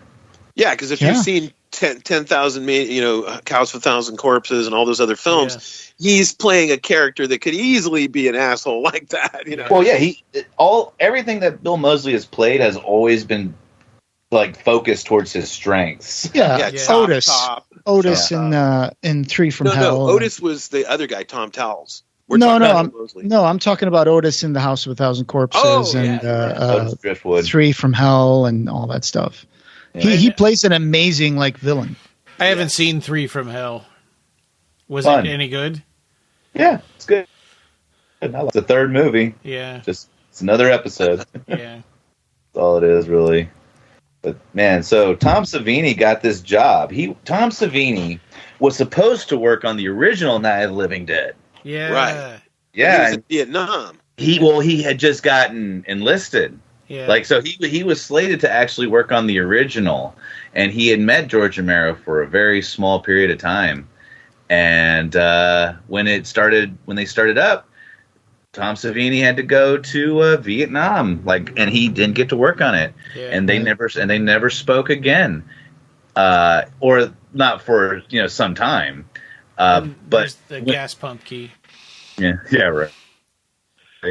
Right. But the story I heard was that Romero came to his high school when he was still in high school, and Tom had been working in theater, and so he had a portfolio of theater photos in his portfolio book. And when George Romero was getting ready to do Night of the Living Dead, he went to go see him, and he showed him his portfolio, but George was so busy that he wasn't even able to look at the portfolio. He was like flipping through the pages going, look at this, here, flip, look at this, and so he said, okay, we can use you, but then he had to leave for Vietnam. Yeah, but he got to direct this movie, and Tom thought he was going to just do special effects, and George was like, no, we're gonna, Manaheim and I want you to direct it, man. Yeah, and he had directed a television episode of Tales from the Dark Side, the one with that little creature, the Lizzie. Have you ever seen that one? No, I haven't, but I know what episode you're talking about. Right, it was one of the first times he ever made like an audio animatronic little monster. There he is. There's Johnny. Yeah, in the truck with the zombies. Yep. Yeah, he did show up. Yeah. Does he have his glasses or his driving gloves? No, his glasses are off, but he's got the gloves. Yeah. Yeah, that's one of the things I liked about the original, where he still has his glasses, but they're all crooked and askew, when he comes to After Barbara. Yeah.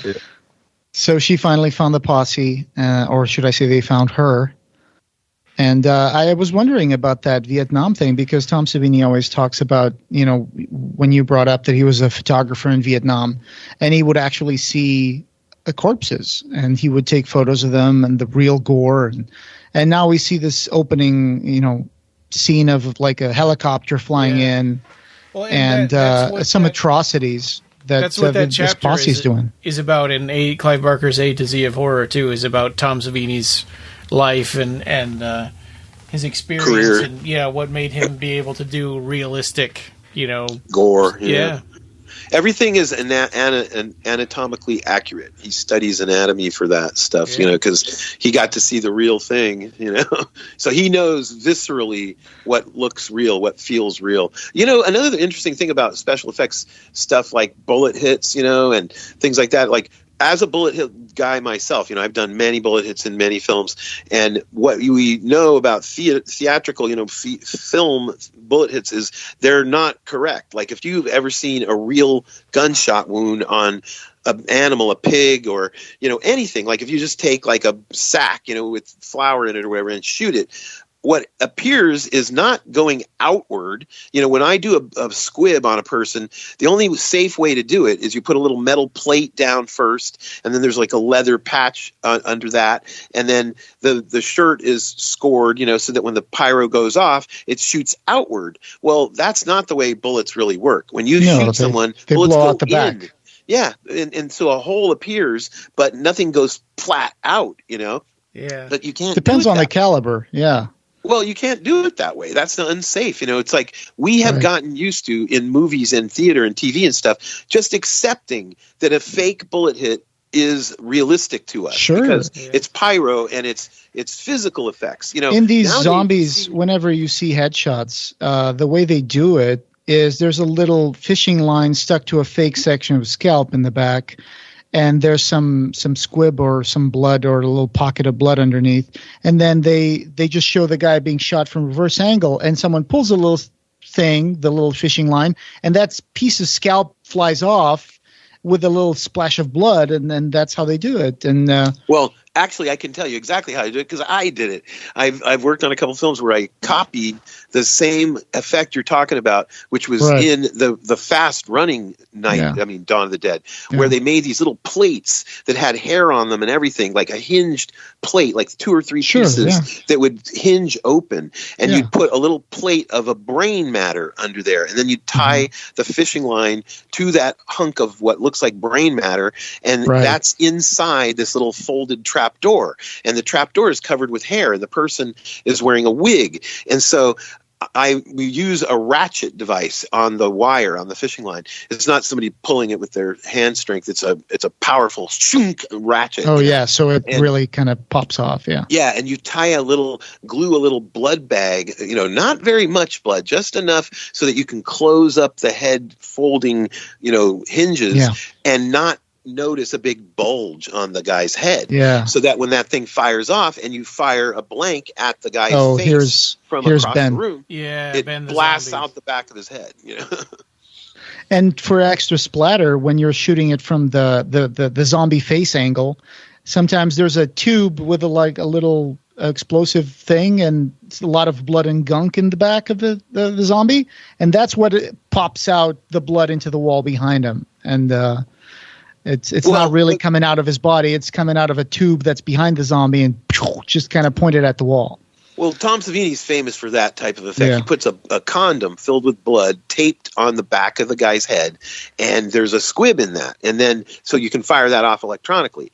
And then there's a guy in the front of the actor, and he's got a blank with a gun, And, there's all sorts of ways to do that. Yeah. I mean, the way I was talking about was the one that he described in Dawn of the Dead, that there's a little tube, look like a little pipe bomb, but it's full of like gunk and blood and stuff, and they just kind of you blow that up, and the splatters the wall behind him.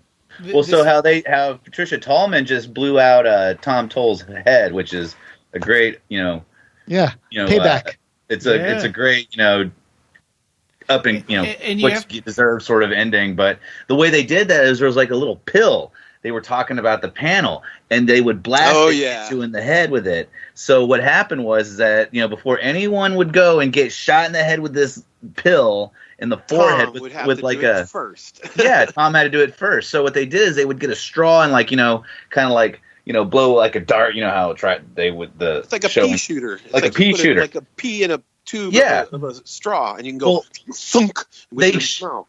They shot Tom Savini in the head with it as a test because he said no one's getting shot in the head until he did it first, so he could take care of his cast, because that's what you do. You take the bullet first, and that pill it got him like dead center in his forehead, and he had this giant whelp. And he told him, he's like, you got to make that thing a lot thinner if we're going to be hitting people in the head. Yeah. Hey, right now. Do you guys have the black and white version of the credits, or the orange and black one? Orange and black on mine. Mine are black and white on. Okay, because I heard that there was different versions of these credits.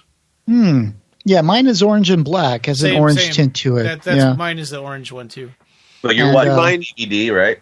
Do you mind if I give you a little insight about that pill thing you were just talking about?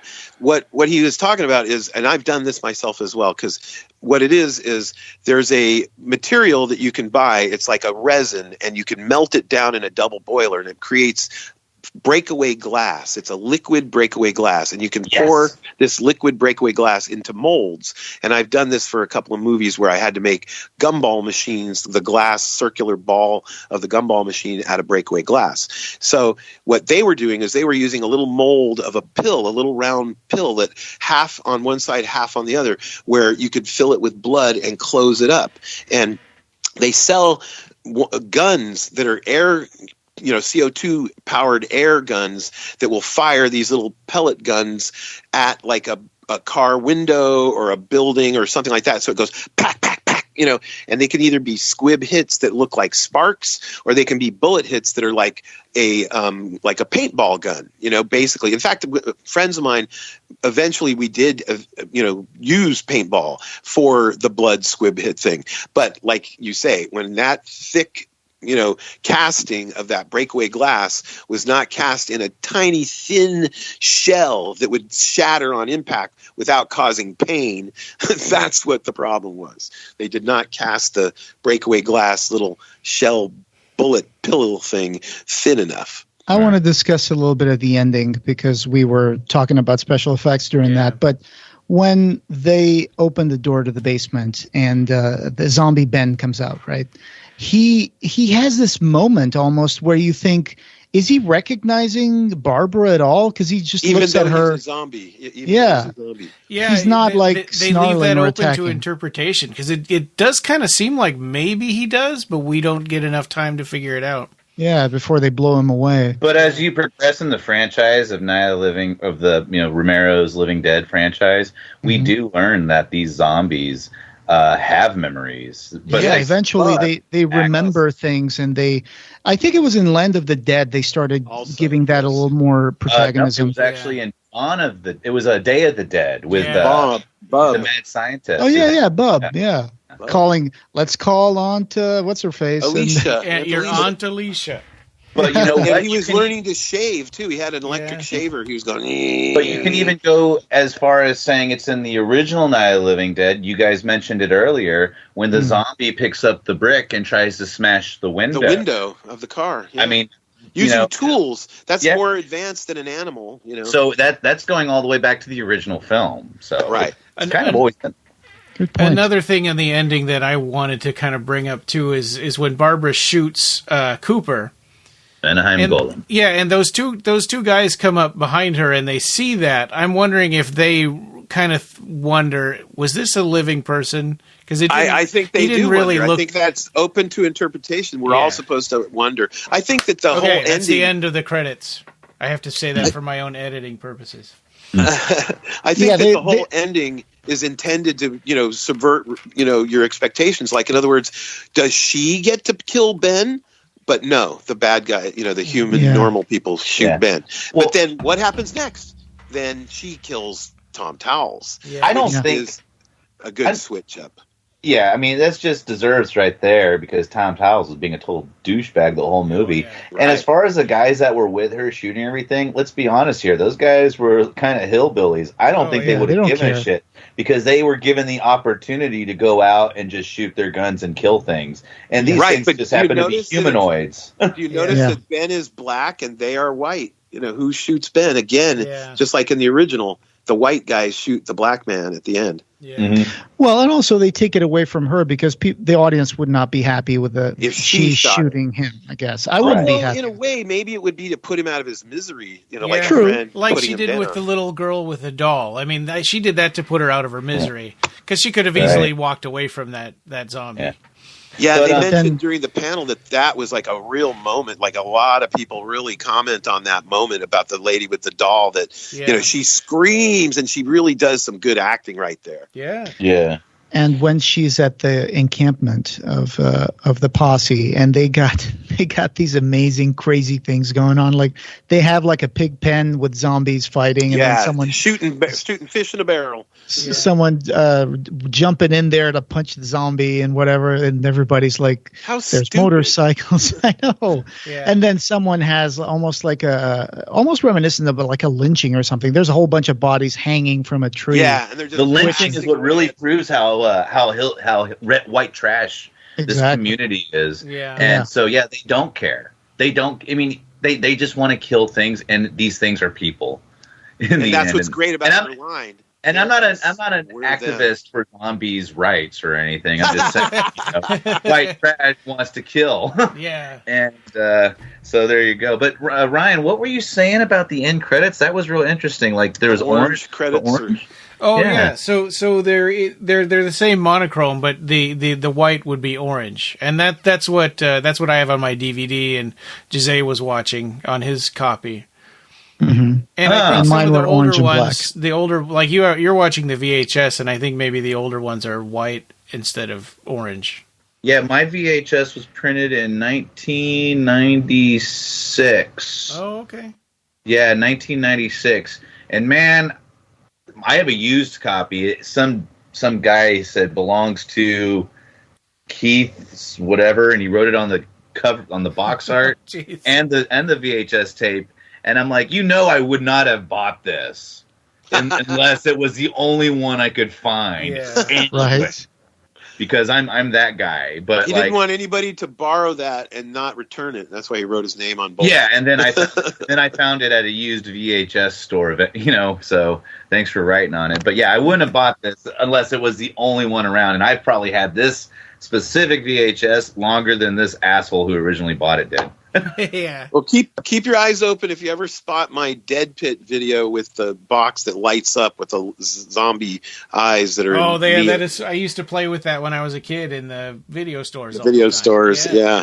Right. I don't even have one like that myself. Well, and later versions of it, they took that out so that it's just a flat. And they just have red eyes. Yeah. They show up on eBay every once in a while, but they're like $100 a pop, and some of them are not in a good condition at all. Some of them have been like. It might be that the battery's dead too. Yeah, some of them have been cut open and stuff. Yeah, a lot of video stores used to mutilate their boxes for something. Frankenhooker also had a little speaker. Had a want a date. Yeah. In fact, Entertainment Weekly magazine, the year that both Dead Pit and Frankenhooker came out, we both got an award from Entertainment Weekly magazine. For the release. Video box. That's cool. Yeah. So the latest acquisition I got in VHS was I got a tape of Buckaroo Banzai, and the guy threw in the 2-issue miniseries from Marvel in there. So I'm you mean actually the comics? The comics. Yeah. There's cool.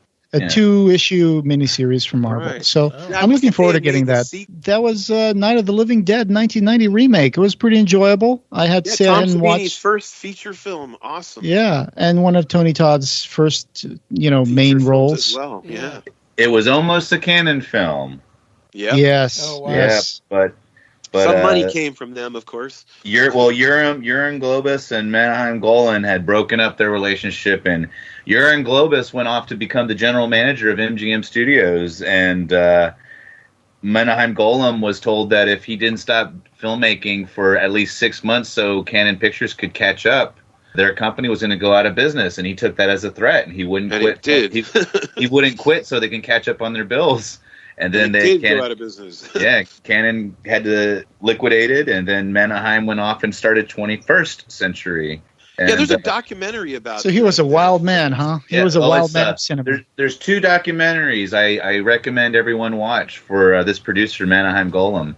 It's the first one is called Electric Boogaloo, which is incredibly fun and flashy and stylistic and rock and roll, and you're going to laugh your ass off for the whole 2 hours it's on, and it's going to be great. And it's a bunch of disgruntled employees praising and trash-talking these producers from Israel. And then the other one is called The Go-Go Boys. All right? And The Go-Go Boys was actually produced by Urban Globus. And his goal was to get it out before Electric Boogaloo happened. And so basically, he used the same exact MO for his own documentary that they would use when they were actually operating as Canon Pictures. Sure. And when you watch The Go-Go Boys, it's also a beautiful, great 2-hour documentary about Canon Pictures, but from the perspective of the business and how the company essentially Akira'd themselves. And that one is actually more heartfelt and emotional, but, they do talk about 21st century and how it began. Awesome. I was going to say something real quick about the split between George Romero and what's his name, the guy who played Johnny, John Russo, right? Yeah, John Russo. They had a deal, the 2 of them, where they would split the name of Night of the Living Dead. One would take the Living Dead part, and the other one would take day, dawn, and night. The time of day. Right. Yeah. And so George did that. He took the day, dawn, and night, and the other guy took so they Dead. could make Return of the Living Dead. That was how Return of the Living Dead got made. And that's how this movie got made too. Like, in other words, in the documentary, initial thing he said was, we had 10 people invest in Image 10 to make the original film. And because we got screwed out of the copyright, we thought, well, let's get all 10 or at least most of the people back together who were making the original Night of the Living Dead, and we'll make a sequel. We'll make a remake, and then we'll be able to retain our copyright, on the original as well as this other one. But, they just ended up having Tom Savini make this new color one. But then they did make Return of the Living Dead with Dan O'Bannon as the director. Yeah, and that franchise is fun. Made 3 sequels to that, yeah.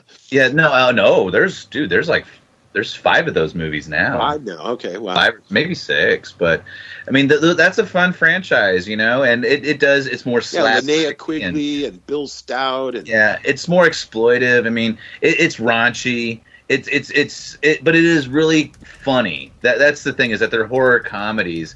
But I do like that it is in the same universe, but it's like slightly askew. It's pretty askew. Yeah. It's weird. I think I remember a movie that was really bad that I saw a couple of years ago. I think it was Children of the Living Dead. Have you seen that one? I've heard of that movie. Oh, yeah. I think you might be thinking of a film called Children Shouldn't Play with Dead Things. Is that it? No, it was Children of the Living Dead. There's also like a City of the Living Dead. And Tom Savini was in it. That's an Italian one, The City of the Living Dead. And Tom Savini was in it. Oh. Yeah. Children. Let me look it up real quick. Okay. Yeah. Anyways, the Return of the Living Dead. The interesting thing about that was that initially that was because they were trying to get money. Like, in other words, the people who didn't get money out of the initial Night of the Living Dead, who felt really wronged, they decided to do that deal, and that's where money came into their pockets again, because they were able to sell Return of the Living Dead, and it got greenlit, and they went into production and made that film. But one of the things that I really like about that film is the cast. You know, like you got Linnea Quigley, you got Jules Shepard, you got Brian Peck, you know, as the punk rock guy with the mohawk. Linnea Quigley with a prosthetic in front of her pubis. Yeah, so she's like a Ken doll. Yeah. And that ginormous mouth she has. They make this like weird prosthetic face mask that she has a giant mouth. Yeah. So I looked it up. It is part of that, like you were saying, one of them used day, dawn, land, night. And the other one had Of the Living Dead. So this Children of the Living Dead is a Russo project. Russo, yes. Russo and Savini was in it, plays Deputy Hughes. And let's see, what else? I barely remember this because I don't think I finished watching it. What year was that? 2001. Oh, yeah, so direct to video. Yeah. Right. The last directed one of those that I saw was that Night of the Living Dead 4. I think it was the Romeo and Juliet one. Mm. No, that was part 3. That's part 3. Okay, that's and that chick. You're thinking of the one where she stabs herself with all the blades and pieces of broken glass and all that. Yeah, exactly. She looks like a Cenobite, man. Yeah. I love her. She was at Frightmare, actually. I saw her. She's still hot. She was. Wait, are you guys talking about the Reanimator? Bride of Reanimator? Return of the Living Dead 3, where it's about like a military, gas that they're trying to make soldiers be able to survive on the battlefield with as much damage as possible. And her boyfriend sneak in, like her boyfriend is involved, like his father is a military guy or something, and somehow they sneak into the base and she gets exposed to that trioxin gas or whatever. And so she, in order to keep, herself, like, how the zombie in the first one says, I want to eat brains because I'm in pain. It helps the pain to eat the brains, And so for her, she's going through the pain, and in order to prevent herself from having the pain, she stabs herself like a cutter. She stabs herself with cut pieces of glass and safety pins and all this stuff. Steve Johnson did the makeup for that. That one's a Brian Usna film. Produced That's a by Brian Usna. And who did Reanimator and lots of cool stuff. He did Basket Case, right? Did he do Basket Case? No, he did. That was the other guy that was involved with Reanimator. Yeah, that's Blue, the guy from Anchor Bay Video. I forgot his name. He's a big producer. He did Maniac Cop, and he did Bill Lustig. Bill Lustig. There you go, Lustig. Yeah. Well, I'm sure he's very talented. Maniac Cop's awesome. But anyway, one of the crossovers into Hellraiser territory is Steve Johnson did the makeup on that Return of the Living Dead 3, and then he did Lord of Illusions. So there you go. Guys, have you ever watched Fido with Bill Connolly? I love Fido. Fido. Oh man, that one's great. Like in the future, why wouldn't we use zombies as a labor force? You could do that. They have these special collars which they bite you, with the collars. What a fun movie that is. That's what's great. Like the ending of Shaun of the Dead, they take. Yeah, he lives out in the shed in the back, And that's like a running joke through the whole movie. You want to live like an animal? Go live in the fucking shed. That's the movie. Ed's living in the shed. Yeah. Oh man, I cried. I remember watching that, and I cried. I was so happy. But they were still friends. But man, the Night of the Living red on you. Yeah. The Living Dead franchise has inspired, dude, just the first one alone. The original film. Absolutely. It has changed the face of horror, basically. It did, and George Romero was a beautiful human being who loved talking to his fans, who loved inspiring, and he wanted to see the next great filmmaker come out of just wherever. Because he was one of those people that was always encouraging, you. That's awesome. You have filmmakers out there who are always in it for themselves, and they're going to stomp on other people's heads. Yeah, they're going to push you down to raise themselves up. And then you got your George Romeros that just want to help each other out and make the sandbox bigger. And man, Romero, look at how inclusive he's been. All the people that he helped up, like Tom Savini or Greg Nicotero. Greg Nicotero is a great director now. Yeah. And it's because of Tom Savini. I mean, you've heard that story. I mean, not Tom Savini. It is because of Tom Savini as well. But you've heard that story about how Greg Nicotero and his family were vacationing in Italy, and George Romero was in Italy, and he was meeting with Dario Argento to discuss the Italian helping to make the Day of the Dead, I think, or was it Dawn? I can't remember. Well, they were making Dawn of the Dead, and then they went off and made Zombie for their sequels, Italian sequels. But Greg's this young kid, with his family vacationing, and he runs into George Romero and his wife in a restaurant, Italian restaurant. He says, "Oh my God, you're George Romero," and he said, "Yes," and so he said, "Look, kid, contact me when we get back home. We're going to be working on something pretty soon." And so and Greg just happened to live in Pittsburgh in the same vicinity, so that's how he met up with George Romero in Italy. And then when he got back, he volunteered and became, an assistant to Tom Savini, and the rest is history. Man, that's so wild. Yeah. It's wild. So many others too, actors, writers, directors. He's been great. Yeah. And and George Romero, man, that guy, he always just wanted to shoot pictures. He just wanted to shoot. He never wanted to stop. Just like Mannheim Golem, but Mannheim Golem, was like a junkie with filmmaking. But George Romero was classic, and he never stopped. And even they just released this movie on Shudder a couple months ago. It's a Romero film. It was a lost Romero film. It's on Shudder right now. And The Crazies or no, Iron City Ass Kickers? I think it's called The Amusement Park. Oh, wow. Okay. And have you ever seen this? Because I see here that in his filmography, the 2021 release here after he died was Iron City Ass Kickers, and it says short film produced as a spec TV pilot in '98, but never aired. So I didn't know. Have you ever seen any of his early commercials that were done with Image 10 back in the day, like even before they shot Night of the Living Dead? There's these trippy commercials that they did. Like they did one that had like a Star Trek sort of, bridge crew, and, they were like, sort of like Fantastic Voyage, where they were like a little miniature submarine thing going inside the washing machine, to, battle the dirt on the clothes and stuff, That's funny. Okay, and so beer commercials and all kinds of stuff. Joe, you're right. It's called The Amusement Park. It was made in 1973. A film centers on an elderly man who goes to the amusement park but finds himself in a hellish nightmare. Critics call Romero's work a hallucinatory absurdist film that is nightmare-inducing. The cast features Lincoln Maisel, Harry Albacker, Phyllis Casweiler, Michael Gornick, and a bunch of others. And it's from 1973, and says here also in another thing I found, it's an educational film about ageism that was commissioned by the Lutheran Society. Yeah. Ageism. Wow.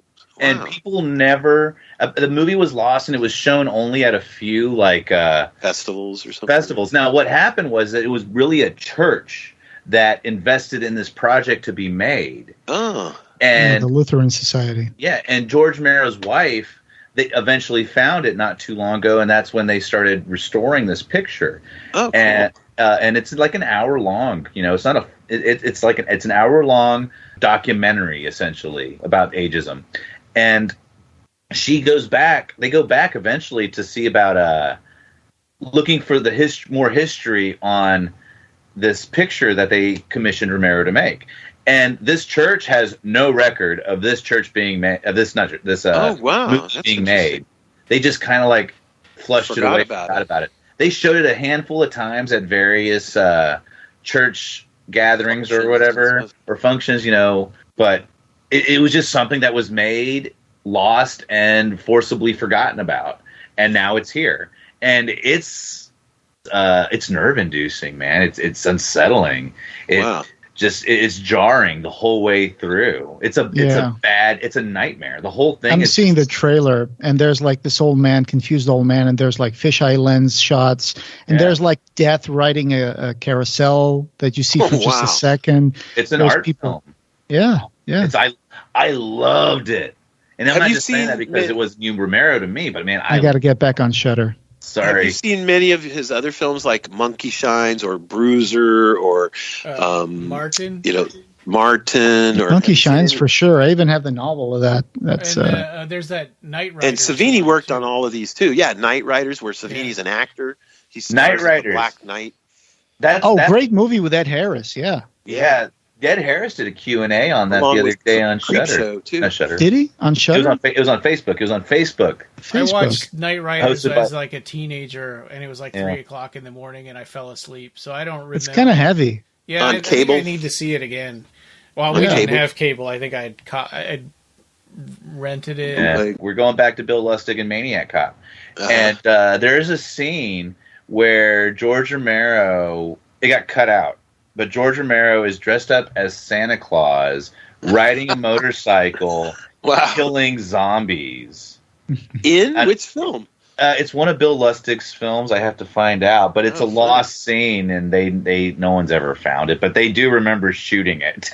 And I got to meet Romero at Texas Frightmare Weekend. It was actually one of his last conventions. Oh, wow, that's great. I got to meet. You are the kind of guy that he would definitely encourage you because I can hear it in your voice, Joe. You just have the love of film.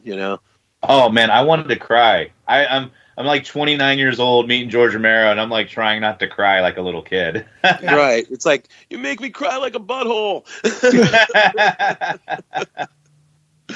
I know what you mean. I feel it. I feel you for it, man. I feel you. We all miss George Romero, and I got to catch up on R.I.P. George Romero. On the Dead series, because the last one I saw was Land of the Dead, and then I know that they made 2 more at least, Diary of the Dead. Diary of the Dead and Survival of the Dead, and those are both shot. Those are both shot digitally. And Diary of the Dead's more like a found footage film, and Catalina loved it. I mean, the movies. When you watch it, you feel like you're jumping into FX late night made for TV movies. Yeah. They're the Dimension Extreme, so they don't have the hard cinematic quality that Dawn, Day, and Land have. Yeah. But Diary has a great story, and even Survival, and there's another one.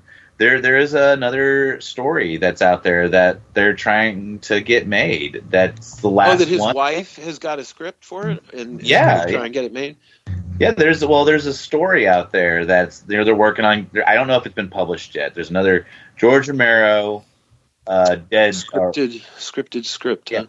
And so you're saying even though George Romero is dead, he still lives? There's one more. That's story funny, Joe. Out there, I got it. And they're trying to get it out there, But I got you there, Jose. Yeah. And he's the father of the modern zombie, right? Before that, we had Bela Lugosi and White Zombie, and they were voodoo. Yeah, ghouls. That was all Haitian voodoo stuff. And even in the first one, The Night of the Living Dead, they were ghouls, and then they just... That's right. Flesh eaters. Exactly. Ghouls, flesh eaters. Scary monsters. Thank you, George, for giving us the modern zombie. Yeah. And thank you guys for being with us here, because this has been super educational for me. I learned a lot of stuff from Manco, Joe Manco, and you that I did not know until today. Cool. Oh, right on, man. Yeah. One of the things I'll say real quick in leaving is the trick that they use when they want to make a blood splatter is that they would fill a condom with blood, and one guy would hold one side and one guy would hold the other side, and make a wish. Yeah, and they would splat, from facing, and Tom Savini was talking about how From Dusk Till Dawn, he didn't want to get blood on him because then he would be stuck with it all through the film. But they did that on one side of his head. I think it's the left side of his head when he stakes one of the vampires. And so he got splooched with blood, and then he had to keep it on for the whole rest of the shoot. Okay, I found it, guys. Check this out. And so it is Dawn of the Dead. It did happen in the Dead series, so it just got cut out and lost. And Dawn of the Dead, Romero had 2 cameos as both the director of the television studio. Oh yeah, Fran works for at the start of the movie, and then later as a motorcycle riding Santa Claus during the biker raid on the mall while in Day of the Dead. He can briefly be seen as a scarf-wearing zombie pushing a cart when the underground bunker is overturned by the undead. Yeah, okay. But yeah, he was a motorcycle Santa Claus. And what's cool in that one, in Land of the Dead, is that both Simon Pegg and what's the director's name? Edgar Wright. They both got to be in the film and play zombies. Is that around the scene where the bikers are throwing pies at the zombies and stuff? No. It's in Land of the Dead. It's in Land of the Dead. Oh, I see. Okay. It's Dario Argento's daughter with Asia Argento. Yeah, I met him in person, and I called her Asia, and he corrected me. He said her name is pronounced Aja. Oh, okay. Aja Argento. That's also the name of our artist for the Jericho Squad stuff is Aja. Oh. Does she spell it like Asia? It's ASYA. So we're not 100% sure.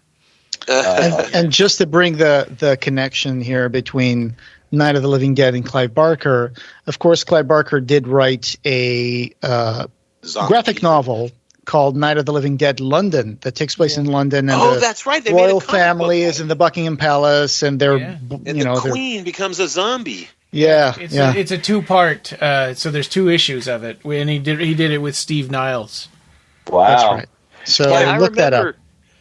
Back in the early days at the San Diego Comic-Con, the year that we brought Nick Vince to San Diego Comic-Con, the artist who was doing that was there in the hotel party with us, and he brought some pages and he was showing us, and it was the Queen was going to become a zombie and Buckingham Palace was going to be invaded and stuff. I never did get those 2 comics. Oh, yeah. You guys have them? Yeah, you have them. I got mine signed by Steve Niles and Clive. Nice, nice. Clive Barker. Steve Niles was in that party with Nick Vince and all of us that night. Oh, wow.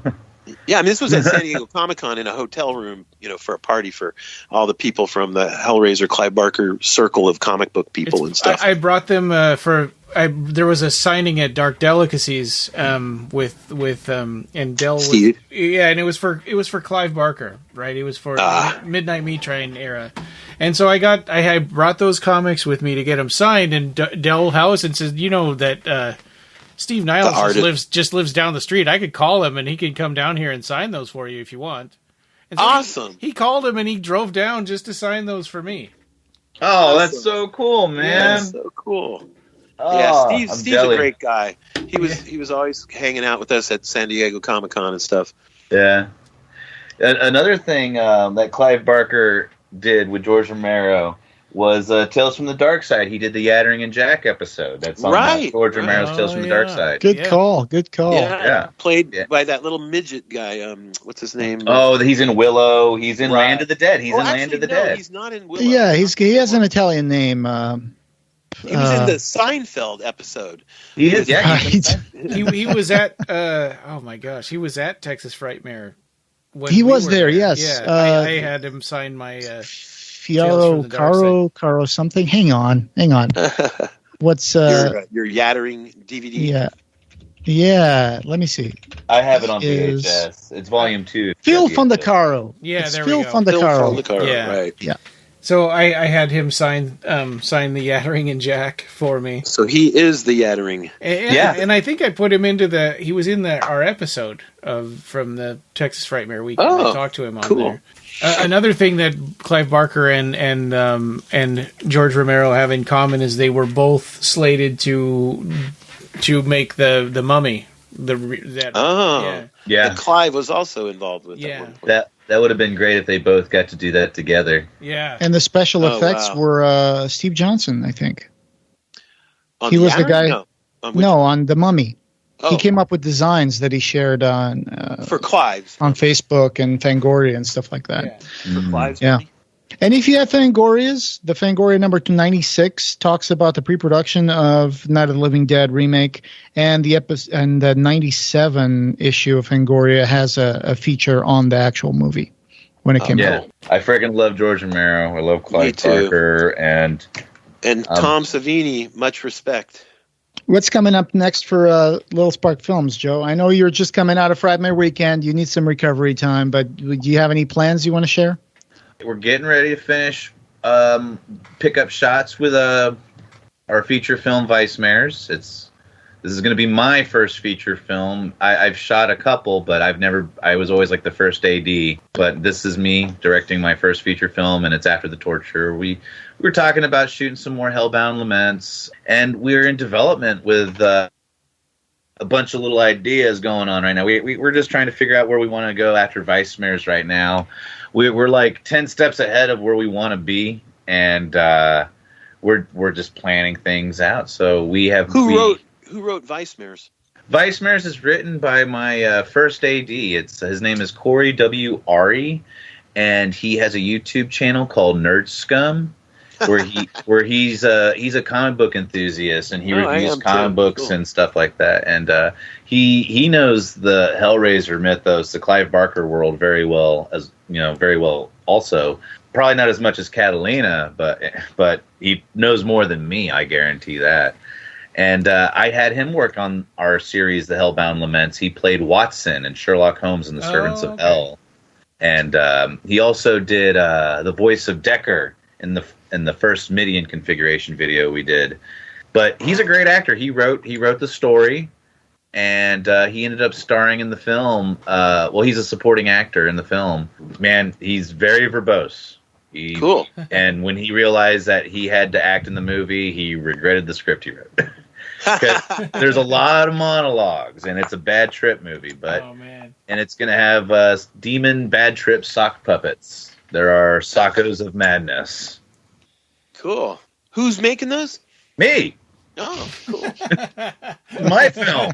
You're a puppet maker too. Yeah. So that's fantastic. Wishing all the best for that.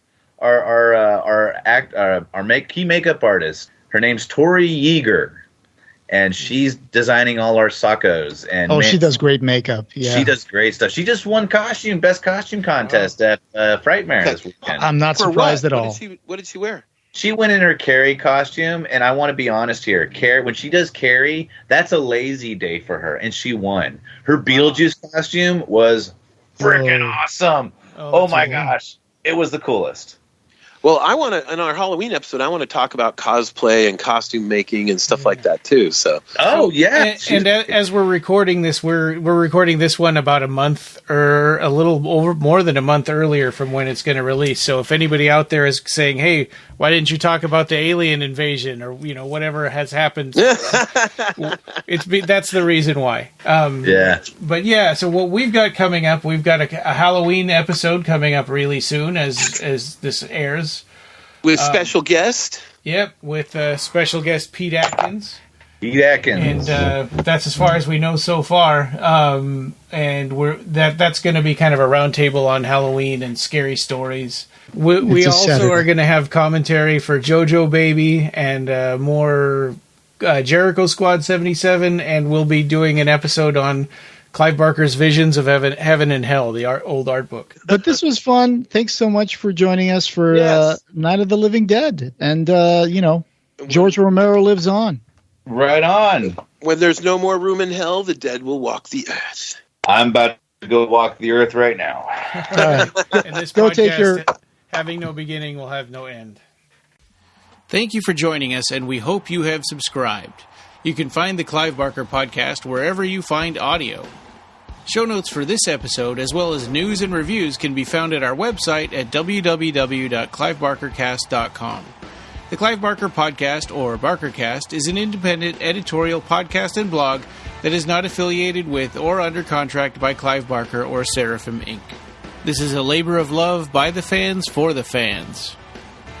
Watch for our annual Kickstarter fundraisers to get some cool stuff, and you can buy t-shirts on our TeePublic store. Go to tpublic.com and search for BarkerCast.